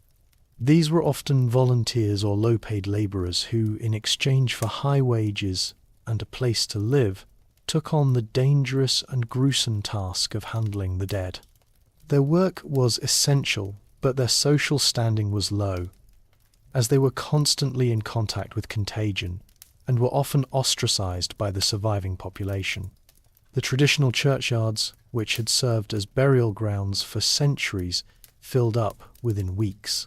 With no room for individual graves, civic authorities were forced to create vast communal burial sites. In London, for example, the Bishopsgate and East Smithfield burial grounds were consecrated to accommodate the mass dead. These sites, known as plague pits, were not carefully dug graves, but vast trenches into which bodies were unceremoniously dumped. The sheer number of corpses was staggering. Historical records and archaeological excavations of these sites reveal a chaotic burial process, with bodies stacked in layers, often without coffins or shrouds. The act of digging these pits was itself a dangerous endeavor, as the gravediggers were exposed to the fleas and rats from the plague-ridden corpses. The process of burial also created a profound spiritual crisis. Traditional religious rites, including funeral masses and last rites, were often abandoned or performed in a perfunctory manner due to the lack of clergy and the sheer speed of death. This was a source of great anxiety for a deeply religious populace that believed a proper burial was essential for the soul's salvation. The gravedigger's grim work was therefore not just a logistical necessity, but a spiritual one, albeit one performed under the most harrowing conditions. The plague pits, and the countless bodies they contained, were a visible, terrifying testament to the scale of the Black Death's devastation, a physical reminder of a society that had been pushed to its very limits. The Black Death's demographic collapse created a new and terrifying reality in Europe's urban centres, the ghostscape. As the plague swept through cities like London, Florence, and Paris, the sheer speed and scale of death left a trail of abandoned homes, deserted businesses, and overgrown streets. This was not the aftermath of a war or a fire, but a silent, eerie desolation born of pestilence, where the absence of human life was as frightening as its presence during the epidemic. The abandonment began with the wealthy, who, in a desperate but often futile attempt to escape the contagion, fled to the countryside or to isolated villas. Their empty homes, once a symbol of prosperity and social standing, became a testament to the plague's indiscriminate reach. As the death toll mounted, this phenomenon spread to every social class. Entire neighborhoods were depopulated. Families were wiped out, leaving no heirs behind. The doors of their homes remained unlocked, their possessions untouched, as no one was willing to risk contagion to loot them. The once bustling streets, which had been the arteries of urban life, became silent and overgrown with weeds, a grim sign of a world where nature was beginning to reclaim human territory. The collapse of the urban economy compounded this sense of desolation. With the labor force decimated, workshops and businesses were shuttered. The markets and public squares, which had been the vibrant hubs of commerce, stood empty. The intricate networks of trade and finance that had defined the city-states of Europe simply ceased to function. In some cities, the very infrastructure began to fall into disrepair. Bridges and public buildings, lacking the hands to maintain them, started to crumble. The city, as a living, functioning entity, was in a state of advanced decay, a physical manifestation of the social and economic breakdown. The silence of the ghostscape was particularly profound in the face of the medieval city's typical oral chaos. The absence of the sounds of daily life, the chatter of merchants, the hammering of artisans, the ringing of church bells created an eerie quiet that was deeply unsettling to the survivors. It was a constant reminder of the profound loss and the precariousness of their own survival. The urban ghostscape was more than a physical reality. It was a psychological one. It was a landscape of memory and loss, a place where every empty home and silent street was a testament to a life that had been and was no more. The ghostscape, born of the plague, was a powerful and enduring symbol of a world that had been irrevocably altered. The Black Death, in its merciless sweep across Europe, was a demographic catastrophe that did not spare the continent's intellectual centres. The great universities of the medieval world, Paris, Oxford and Bologna, particularly vulnerable due to their high population density and the communal living arrangements of scholars and masters. The high mortality rates among the intellectual elite created a profound and immediate crisis for academia. Many of the most brilliant and respected masters, whose knowledge and teachings were the foundation of university life, perished. This loss of intellectual capital was a severe blow to the traditional centres of learning, crippling their ability to train new generations of scholars. However, this catastrophe also created a new and unexpected opportunity. The vacuum left by the death of the old masters, combined with the new economic and social realities of the post-plague world, led to a proliferation of new universities across Europe. These new institutions were not mere replicas of the old ones. They were founded with new goals and a different geographical focus. Whereas the pre-plague universities were concentrated in a few major centers, the new ones were founded in provincial cities and smaller kingdoms, reflecting a decentralization of intellectual power. Rulers, both secular and ecclesiastical, saw the establishment of a university as a way to project their own prestige and to provide for the intellectual needs of their own realms, rather than relying on the traditional centers.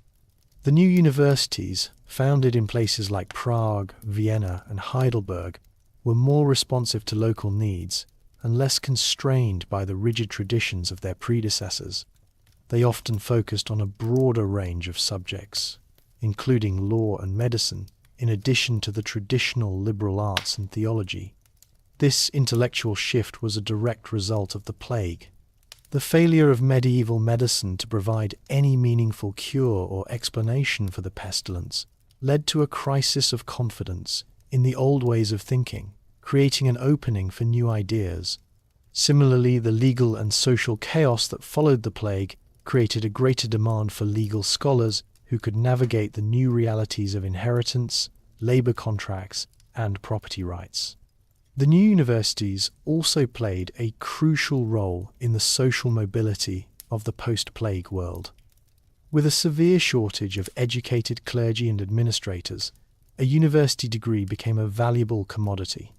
Sons of peasants and artisans, with access to new economic opportunities, could now afford a university education and, in turn, find positions of power and influence that would have been inaccessible to their families before the plague.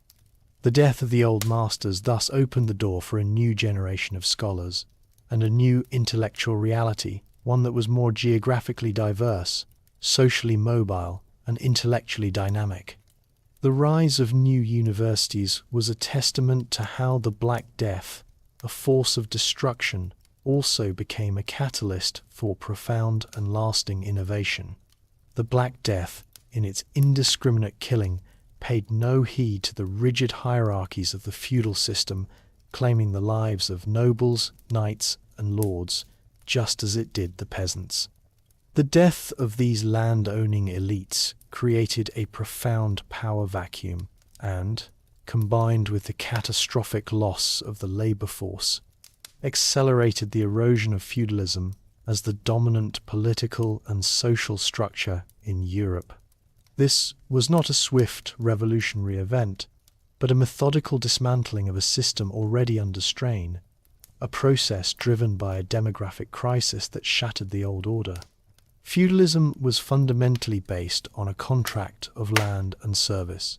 A lord provided land and protection to his vassals and serfs in exchange for their military service and labor obligations. The plague's high mortality rates disrupted this system at every level. When a lord died without a male heir, his lands and titles often reverted to the crown or were divided among distant relatives.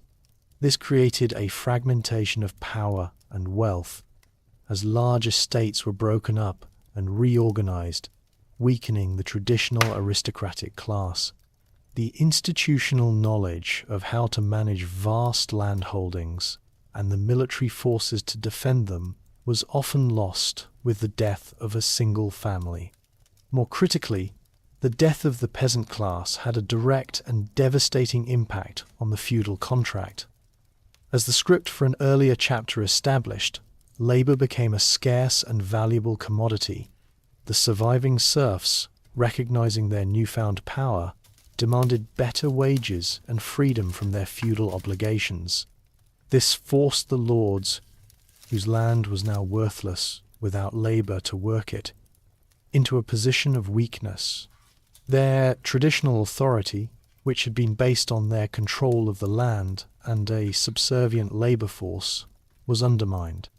In many regions, the legal ties that bound a serf to a lord's land were broken, either through direct negotiation or through the serf's flight to a new, more lucrative position in a town or on another lord's estate. The erosion of feudalism was also hastened by the military implications of the plague.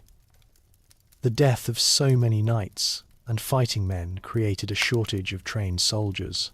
This forced the nobility to increasingly rely on mercenary armies, which required cash payments rather than feudal service. This shift to a monetized military, a trend already underway before the plague, accelerated dramatically. The plague, in effect, broke the back of the feudal system by removing its two essential pillars: a stable hierarchical landholding class and a large bound peasant labor force. The death of the lords, a tragic but common occurrence during the pandemic, was a final blow to a system that could not withstand the demographic and economic realities of a world remade by a biological catastrophe. The devastation of the Black Death in the mid-14th century was not a one-time event, but the beginning of a grim new reality for Europe. The plague became endemic, its bacterium, Yersinia pestis, having found a permanent reservoir in the urban rat population and its flea vectors. For the next 300 years, Europe lived under the long shadow of fear. As subsequent outbreaks, while often less lethal than the initial pandemic, struck with terrifying regularity. These recurring epidemics, known as the Second Pandemic, profoundly shaped European society, economy, and culture, and ensured that the memory of the plague remained a constant presence. Historians have documented dozens of major plague waves in the centuries that followed the Black Death. Notable outbreaks include the Great Plague of London in 1665 and the Great Plague of Marseille in 1720. Each of these epidemics followed a similar pattern of transmission: an initial outbreak, often in a port city, followed by a rapid spread to the interior via trade routes. The mortality rates, while generally not as high as the initial wave, were still catastrophic in a localized context, often claiming 10 to 30% of an affected city's population. The recurring nature of these outbreaks created a perpetual state of anxiety and vigilance. The response to these later outbreaks became more sophisticated and coordinated, reflecting the lessons learned from the initial pandemic. The system of quarantine, pioneered by the Venetians, became a standard practice in port cities across Europe. Cities established lazarettos and a system of health passports to track the movement of people and goods from infected areas. While these measures were often difficult to enforce and were not a complete solution, they were a step towards a more scientific and less superstitious approach to disease control. Medical understanding also slowly progressed. While still influenced by miasma theory, doctors and scientists began to document and observe the plague spread with greater precision, creating a body of knowledge that would eventually lead to the development of germ theory in the 19th century. The constant threat of the plague had a lasting impact on Europe's urban and social fabric. Cities were redesigned to be less crowded and more hygienic. Public health officials and sanitary commissions were established. The fear of contagion influenced everything from architecture to social customs. For centuries, the plague was a powerful, if invisible, force that shaped European life. Its final disappearance in the 18th century was not due to a cure, but rather a combination of factors, including a changing climate, a change in the dominant rat species, and more effective public health measures. The long shadow of fear that the plague cast over Europe for over 300 years was a testament to a biological reality that, for centuries, governed human life with a terrifying authority. The Black Death, in its merciless advance, not only culled Europe's population, but also sowed the seeds of widespread social unrest. The catastrophic death toll among the peasant class had fundamentally altered the economic landscape, creating a severe labor shortage that, for the first time, gave the surviving workers significant leverage over their lords. This newfound power, however, was met with a fierce and often brutal reaction from the land-owning nobility, who sought to maintain the old feudal order through legal and military force. This conflict between a newly empowered working class and a determined aristocracy became the primary catalyst for a series of major peasant revolts that swept across Europe in the decades following the initial pandemic. In England, the most famous of these uprisings was the Peasants' Revolt of 1381. The revolt was not a direct response to the plague itself, but to the government's attempts to reverse the economic gains made by the peasantry. The Statute of Labourers of 1351, which sought to freeze wages and prevent peasant mobility, was a source of widespread resentment. This was compounded by a new poll tax levied to finance the 100 Years' War. The revolt, led by figures like Wat Tyler and John Ball, was a direct expression of the peasants' frustration. The rebels marched on London, demanding an end to serfdom and the feudal system. While the revolt was ultimately suppressed and its leaders executed, it demonstrated the new political power of the peasantry and the deep-seated grievances that the plague had brought to the surface. In France, a similar wave of unrest manifested in the Jacquerie of 1358. Like the English revolt, it was a reaction to the social and economic pressures of the time. French peasants, or Jacques, rose up against the nobility, who were seen as having failed to protect them from the plague and from the ravages of the 100 Years' War. The revolt was characterized by extreme violence, as the peasants sought to destroy the symbols of their oppression, the castles and manor houses of the nobility. The Jacquerie was also brutally suppressed, but it too served as a stark reminder to the French aristocracy that the old social contract had been irrevocably broken. These revolts, along with others in Flanders and Italy, were a direct consequence of the demographic and economic changes wrought by the Black Death. They were not simply about food or taxes, but about a fundamental shift in the balance of power.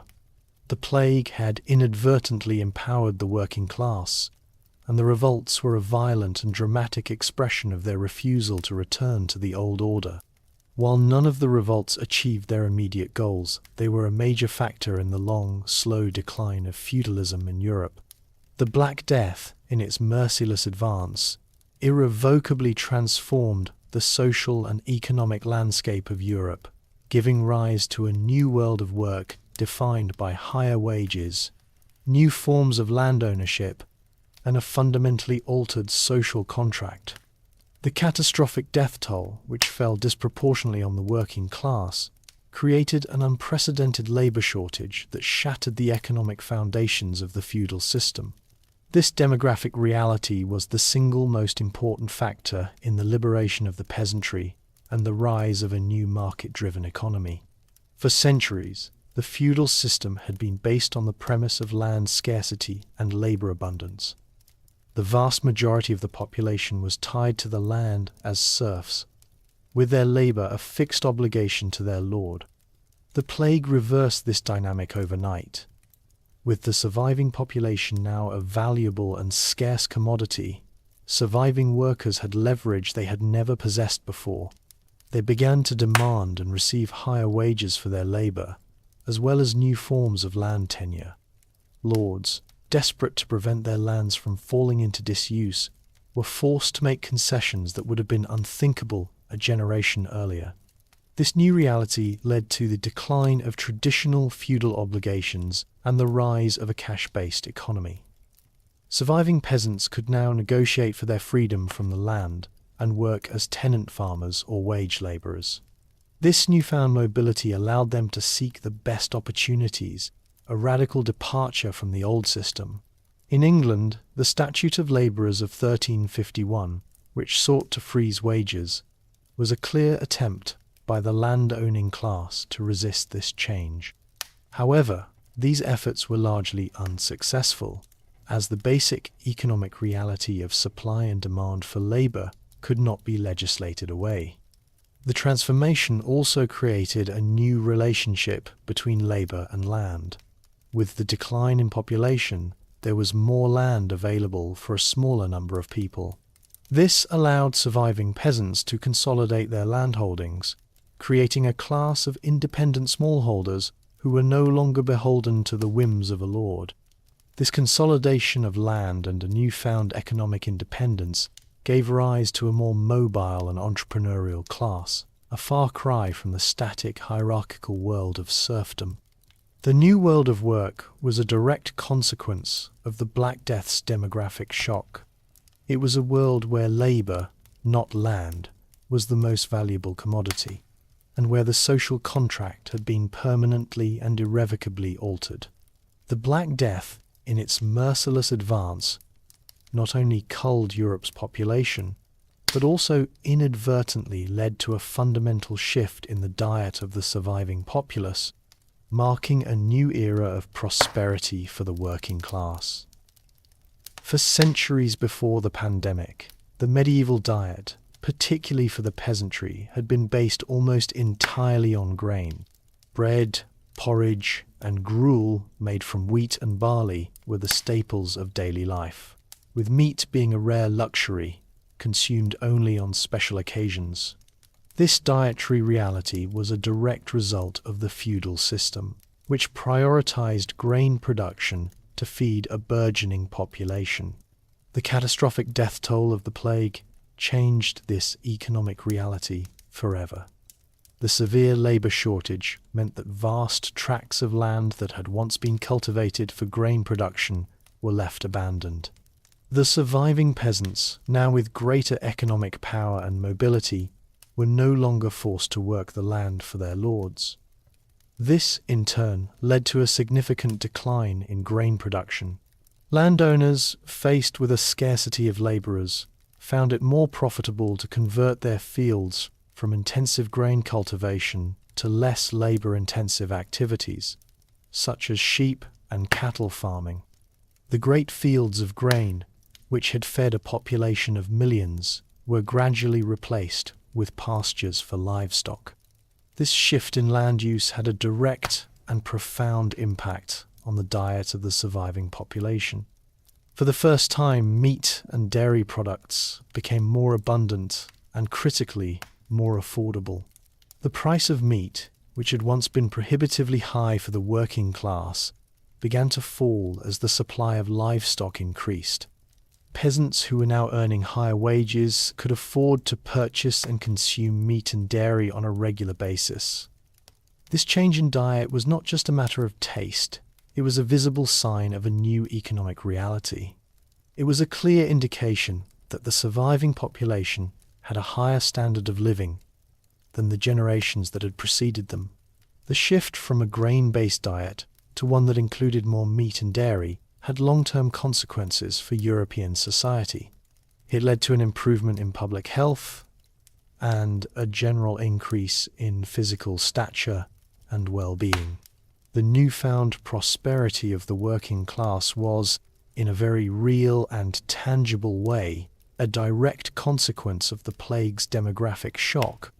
The change in diet was a culinary revolution, a sign that the old rigid social order had been dismantled and a new, more prosperous era had begun.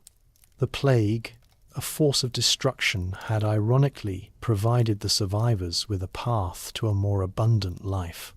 The Black Death, in its relentless advance, did not discriminate, and its devastating toll on the clergy created a profound crisis of faith and authority within the institutional church.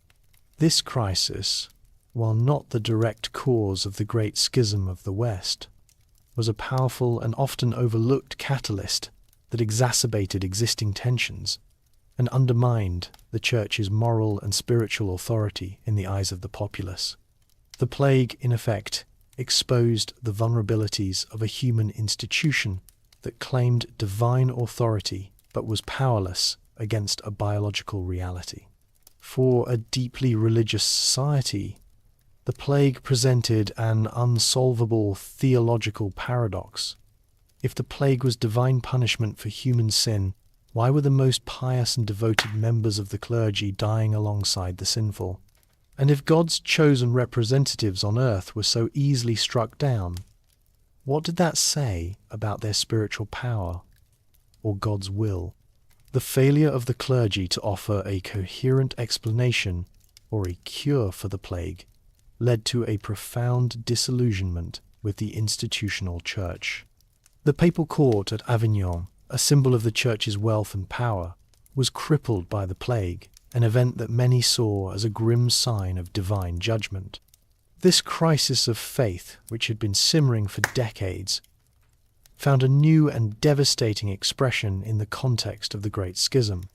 The Schism, which began in 1378, was a political and ecclesiastical crisis that saw two, and later three, rival popes claiming authority. This power struggle, which was a source of confusion and division for the faithful, was made more acute by the memory of the plague. The Church, which had been unable to provide a unified response to a biological catastrophe, now found itself unable to provide a unified spiritual authority.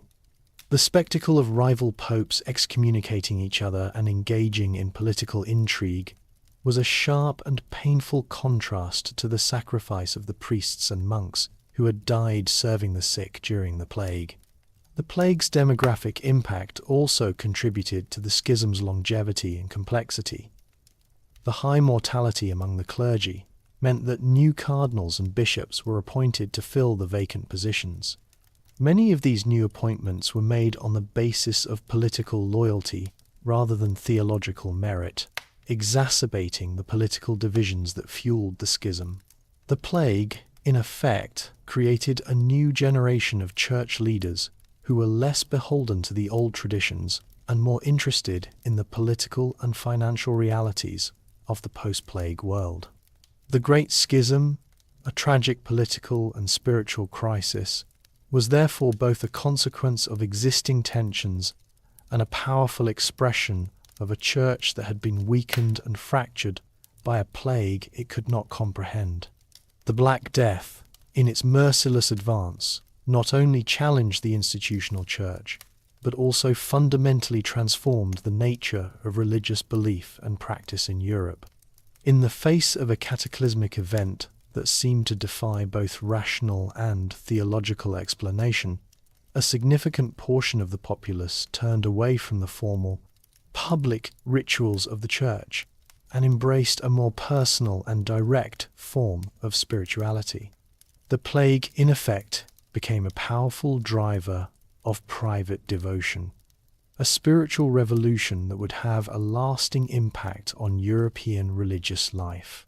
The plague's high mortality rate and the severe shortage of clergy meant that for many, a traditional death with a priest administering last rites and a proper burial in consecrated ground was no longer a guarantee. This spiritual crisis forced individuals to confront the terror of sudden, unabsolved death. In response, people began to take their spiritual lives into their own hands. This shift was characterized by a move away from communal rituals and towards a more intimate relationship with God and the saints.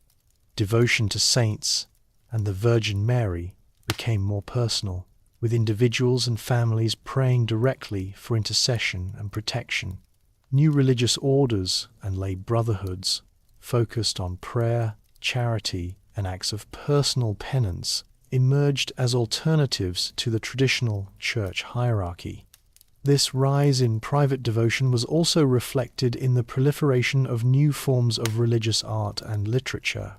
The production of devotional objects, such as prayer books, rosaries, and small religious carvings, soared. These items, which could be used for private prayer and meditation, were a physical manifestation of a more personal approach to faith. Similarly, a new genre of spiritual literature emerged, with a focus on personal reflection, contemplation, and direct communication with the divine. These texts, often written in vernacular languages, were a stark contrast to the formal theological tracts that had dominated the pre-plague period. They spoke directly to the fears and anxieties of a populace living in a world turned upside down, offering a path to salvation that did not rely on the mediation of an institutional church that seemed to be failing them. The plague, therefore, did not destroy religious faith, but rather reshaped it. It broke the church's monopoly on spiritual authority and gave rise to a more democratic and personal form of religious expression. This spiritual transformation was a direct and powerful consequence of the Black Death. It was a testament to the fact that in the face of incomprehensible terror, human beings sought solace not in institutions, but in a more intimate and personal connection with the divine. The Black Death was not merely a demographic event. It was a profound psychological catastrophe that left a lasting scar on the European psyche. The sudden, swift, and indiscriminate nature of the deaths plunged a society already accustomed to hardship into a state of unprecedented collective trauma. This trauma, born of grief, fear, and a complete breakdown of social norms, would fundamentally transform the way people viewed life, death, and their place in the world. The scale of the loss was beyond comprehension. For the first time in centuries, death became a common daily occurrence that was impossible to ignore. Families were decimated, with parents dying before their children, and vice versa. Neighbors and friends vanished. The constant presence of death and the knowledge that one's own end could come at any moment created an atmosphere of profound anxiety. People lived in a perpetual state of fear, a constant psychological strain that was fueled by a lack of a rational explanation for the calamity. This terror of sudden death, without the chance for spiritual absolution, was a particularly acute source of psychological distress for a deeply religious populace. The social fabric, which had provided a framework for dealing with grief and loss, completely unraveled. Traditional funeral rites and mourning practices were abandoned due to the sheer number of dead and the fear of contagion. The dead were often left unburied or thrown into mass plague pits, an act that was profoundly disturbing to a society that placed great importance on a proper burial. This inability to mourn and perform traditional funeral rituals contributed to a sense of unresolved grief and profound sadness. The abandonment of the sick by their own families and the breakdown of communal responsibility were also sources of deep psychological trauma, creating a sense of isolation and distrust. In response to this overwhelming psychological pressure, a variety of behaviors emerged. Some, resigned to their fate, embraced a hedonistic lifestyle, believing that since tomorrow was not guaranteed, they should indulge in the pleasures of the moment. Others turned to extreme forms of religious penitence, such as the flagellant movement, believing that self-inflicted pain could atone for the sins that had brought on the plague. Both of these reactions were a direct reflection of a society grappling with a loss of control and a deep-seated fear of an unseen enemy. The psychological toll of the Black Death, a complex mix of grief, trauma, and a pervasive sense of powerlessness, was a dark and enduring legacy that would influence European thought, literature, and art for centuries. The plague had not only killed millions of people, it had also remade the human spirit. The Black Death, in its brutal efficiency, exposed the profound intellectual bankruptcy of medieval medical theory and inadvertently became a catalyst for a new era of scientific inquiry. The complete failure of traditional humoral and miasma-based treatments forced physicians and scholars to abandon the old classical authorities and to seek new empirical methods for understanding and combating disease. This medical rebirth was not a sudden revolution, but but a long, slow process of observation and experimentation that would eventually lead to the foundations of modern medicine. The first and most crucial step in this process was a shift from theory to observation. Physicians began to meticulously document the plague's symptoms, its patterns of spread, and the factors that seemed to influence its virulence. This empirical data, collected and analyzed across different outbreaks, provided the first coherent understanding of contagion. The most important observation was that the disease seemed to follow human and commercial movement, and that isolating the sick could, in some cases, slow its spread. This practical realization, not a medical theory, led to the development of quarantine, a public health policy that was a direct rejection of the miasma-based belief that bad air was the sole cause of disease. The plague also created a new demand for anatomical knowledge. Traditional medieval medicine, constrained by religious and social taboos, had relied on the anatomical texts of Galen, which were often based on animal dissections rather than human ones. The sheer number of plague deaths, however, made human dissection a practical and, in some cases, a necessary reality. Scholars and physicians, no longer limited by a lack of subjects, could now directly observe and study the internal workings of the human body. This new empirical knowledge challenged the old authorities and led to a more accurate understanding of human anatomy and physiology. Universities, crippled by the loss of old masters, began to incorporate human dissection into their medical curricula, a radical departure that would have been unthinkable before the plague. The medical rebirth was also a psychological one. The plague had shattered the intellectual arrogance of the old guard, creating a climate of humility and intellectual freedom. Scholars were no longer content to simply copy and comment on the texts of the ancients. They were forced by the terrifying reality of the disease to question everything they thought they knew. This new spirit of inquiry, born of desperation and loss, would lay the groundwork for the scientific revolution in the centuries to come. The Black Death, a force of destruction, had ironically provided the impetus for the creation of a new, more scientific approach to medicine, a legacy that would save countless lives in the centuries to come. The Black Death's initial wave in the 14th century was a cataclysmic event, but its effects did not end there. For nearly 4 centuries, Europe would continue to grapple with the final echoes of the plague, a series of recurring epidemics that, while often less lethal, profoundly shaped the continent's urban and social fabric.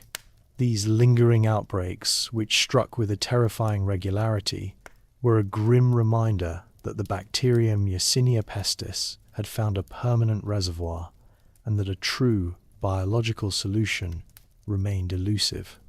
The 17th century, in particular, was a period marked by major plague outbreaks. The Great Plague of Seville in 1649, the Great Plague of London in 1665, and the Great Plague of Vienna in 1679 were all devastating, localized events. These later epidemics, though not as widespread as the 14th century pandemic, often had equally high mortality rates in the affected cities.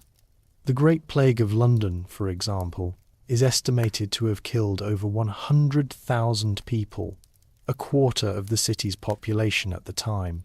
The response to these later outbreaks was a blend of medieval superstition and an increasingly empirical approach to public health. The system of quarantine, which had been pioneered in the 14th century, became a standard practice in port cities across Europe. Cities established lazarettos and enacted strict laws to control the movement of people and goods from infected areas. The 18th century witnessed a gradual decline in the plague's frequency and severity, culminating in what is often considered its final great European wave, the Great Plague of Marseille in 1720. This outbreak, which ravaged the city and surrounding areas, was the last major epidemic in Western Europe. Its containment was a testament to the growing effectiveness of quarantine measures and cordon sanitaria, which, while not a perfect solution, was successful in preventing a full-scale continental pandemic. The plague's disappearance in the 18th century was not due to a single cure or medical breakthrough. It was, rather, a result of a combination of factors. The introduction of the brown rat, Rattus norvegicus, which displaced the black rat, Rattus rattus, was a key biological factor. This biological change was coupled with a number of social and economic shifts, including improvements in urban sanitation and the more widespread use of brick and tile in construction, which made it more difficult for rats and fleas to live in human dwellings. The final echoes of the plague were therefore a testament to the long, slow, and indirect process of biological and social change that, over the course of centuries, finally brought an end to an era of catastrophic epidemics. For centuries, the plague's origins and mechanisms of transmission remained a terrifying mystery, a force that seemed to defy human reason. The medical miseducation of the medieval period, rooted in miasma and humoral theories, gave way to more empirical observations, but a true scientific understanding remained elusive. It was not until the late 19th century, with the advent of germ theory and modern bacteriology, that the centuries-old mystery of the plague was finally solved.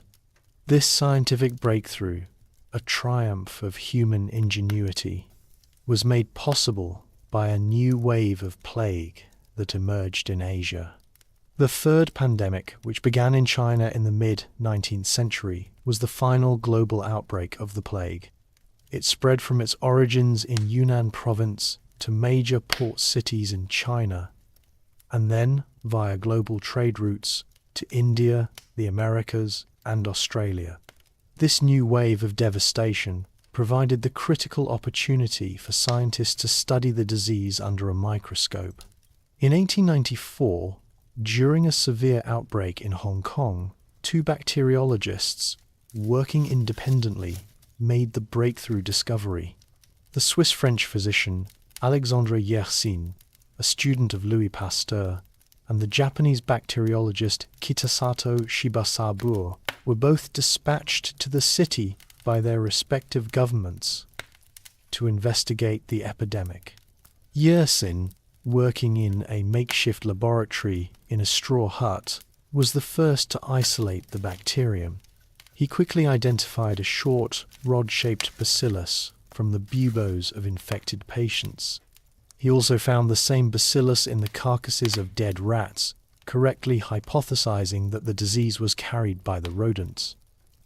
Yersin named the bacterium Pasteurella pestis, in honor of his mentor Louis Pasteur. Later, the bacterium was renamed Yersinia pestis in Yersin's honor, formally recognizing his pivotal role in solving a centuries-old puzzle. Simultaneously, Kitasato made a similar discovery, though his initial work was complicated by contamination, and his findings were not as conclusive as Yersin's. The discovery of Y. pestis was a landmark event. It proved that the plague was not a divine punishment or a miasma, but a bacterial infection. The identification of the bacillus paved the way for the development of an antitoxin by Yersin and his colleagues, which, while not a perfect cure, was a crucial step towards effective treatment. A few years later, in 1898, the French scientist Paul Louis Simond identified the flea as the primary vector for transmission from rat to human. This discovery completed the chain of evidence, revealing the plague's entire zoonotic cycle. The centuries-old mystery was finally solved, a testament to the fact that empirical observation and scientific inquiry, born from the crisis of the Black Death, had finally provided the key to understanding one of history's most terrifying diseases. While the great pandemics of the past are now confined to the history books, the plague remains a persistent, if largely contained, threat in the modern world. The bacterium Yersinia pestis did not disappear. It retreated to its ancient natural reservoirs, continuing its sylvatic cycle in wild rodent populations in various parts of the globe. Today, the plague is considered a re-emerging disease, and while cases are rare in most developed countries, localized outbreaks continue to occur in unexpected places, serving as a grim reminder of a centuries-old biological reality. The plague's primary natural foci are in arid and semi-arid regions. The United States, for instance, has a natural reservoir of the plague in ground squirrels, prairie dogs, and other rodents in the western states.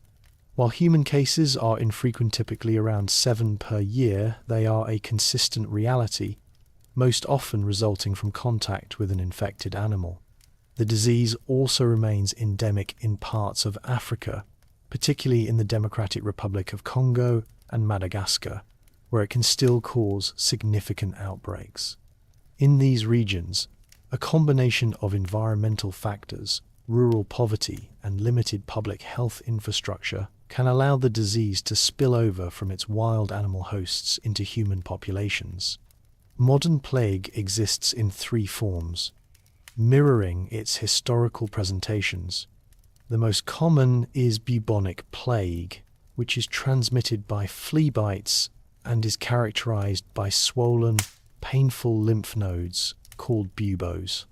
Septicemic plague occurs when the bacterium enters the bloodstream, and pneumonic plague, the most virulent and contagious form, infects the lungs and can be spread through airborne droplets.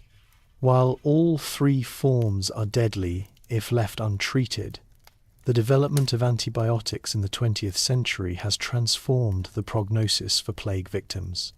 Early diagnosis and treatment with drugs like streptomycin, gentamicin, or doxycycline are highly effective and have significantly reduced the mortality rate.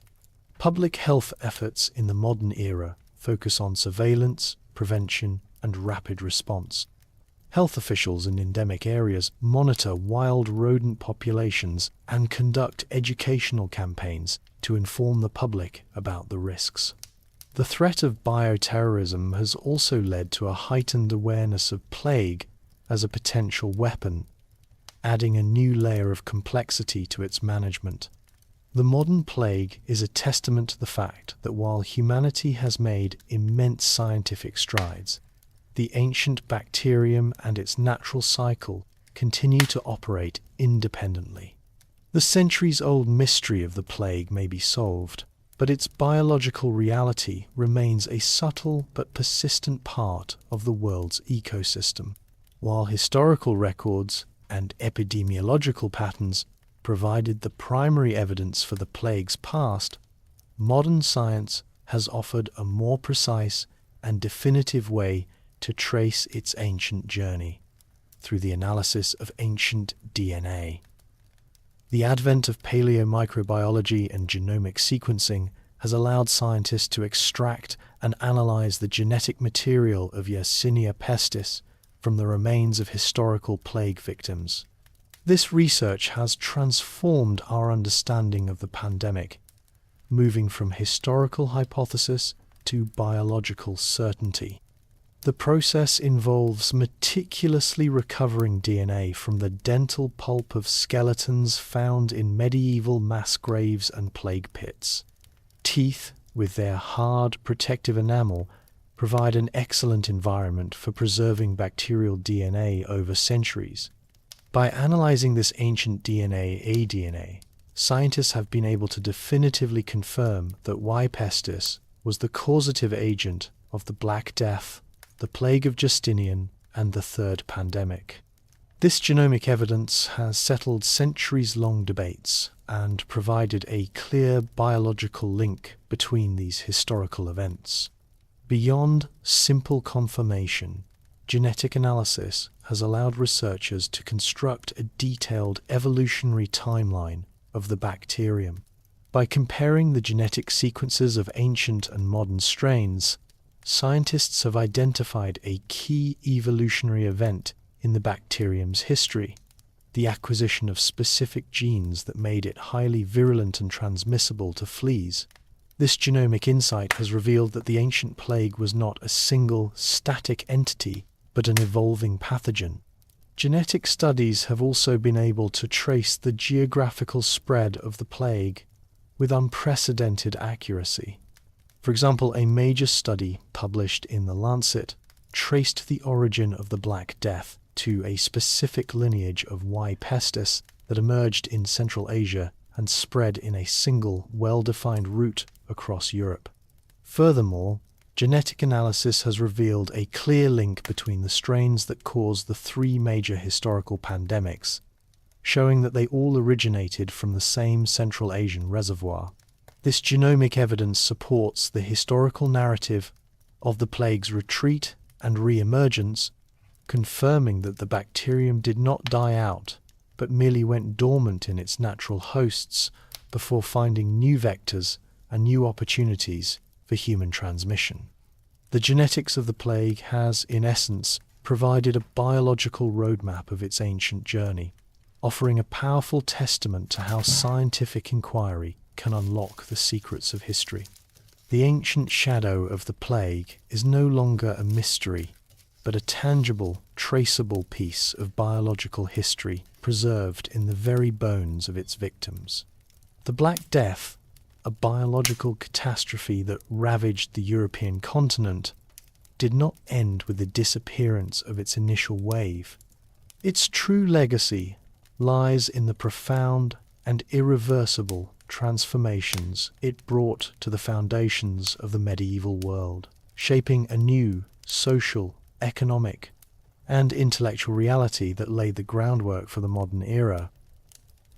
The plague's influence was not a passing event, but a defining moment that continues to resonate in our systems of thought and organization. Economically, the Black Death acted as a brutal equalizer. The catastrophic loss of life among the working class shattered the feudal system's foundation of a static, abundant labor force. The surviving peasantry, now a scarce and valuable commodity, was empowered to demand higher wages and greater freedoms. This demographic shift fundamentally undermined serfdom and accelerated the transition to a cash-based economy and a system of free labor. The surplus of land allowed surviving families to consolidate property, giving rise to a new, more mobile and prosperous class. This economic transformation broke the rigid hierarchies of the old order and created a more dynamic, market-driven society. Politically, the plague's impact was similarly destabilizing. The death of so many lords and nobles led to a fragmentation of power and an increase in social mobility.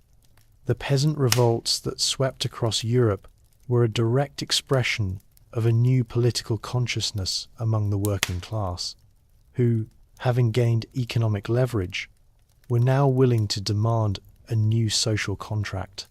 While these revolts were often suppressed, they served as a clear signal that the old political order could no longer be maintained. Intellectually and medically, the plague forced a radical break with tradition. The abject failure of medieval medical theory, rooted in humoral and miasma beliefs, exposed the intellectual bankruptcy of a system based on ancient authorities rather than empirical observation. This crisis of faith in old knowledge became a powerful catalyst for a new era of scientific inquiry. The development of quarantine and other public health measures demonstrated a crucial shift towards a practical, if not yet scientific, understanding of contagion. This new spirit of inquiry, born of a desperate necessity, would lay the intellectual groundwork for the scientific revolution and the development of modern medicine. Culturally, the Black Death's enduring legacy is found in its profound influence on art, literature, and the human psyche. The art and literature of the post-plague era, with its focus on mortality and the dance macabre, reflects a new and deeply personal reckoning with death. This collective trauma, a sense of grief and powerlessness, remains a core element of the modern historical consciousness. In this way, the Black Death was more than a pandemic. It was a profound and ultimately transformative force of nature that broke the old world to make way for the new.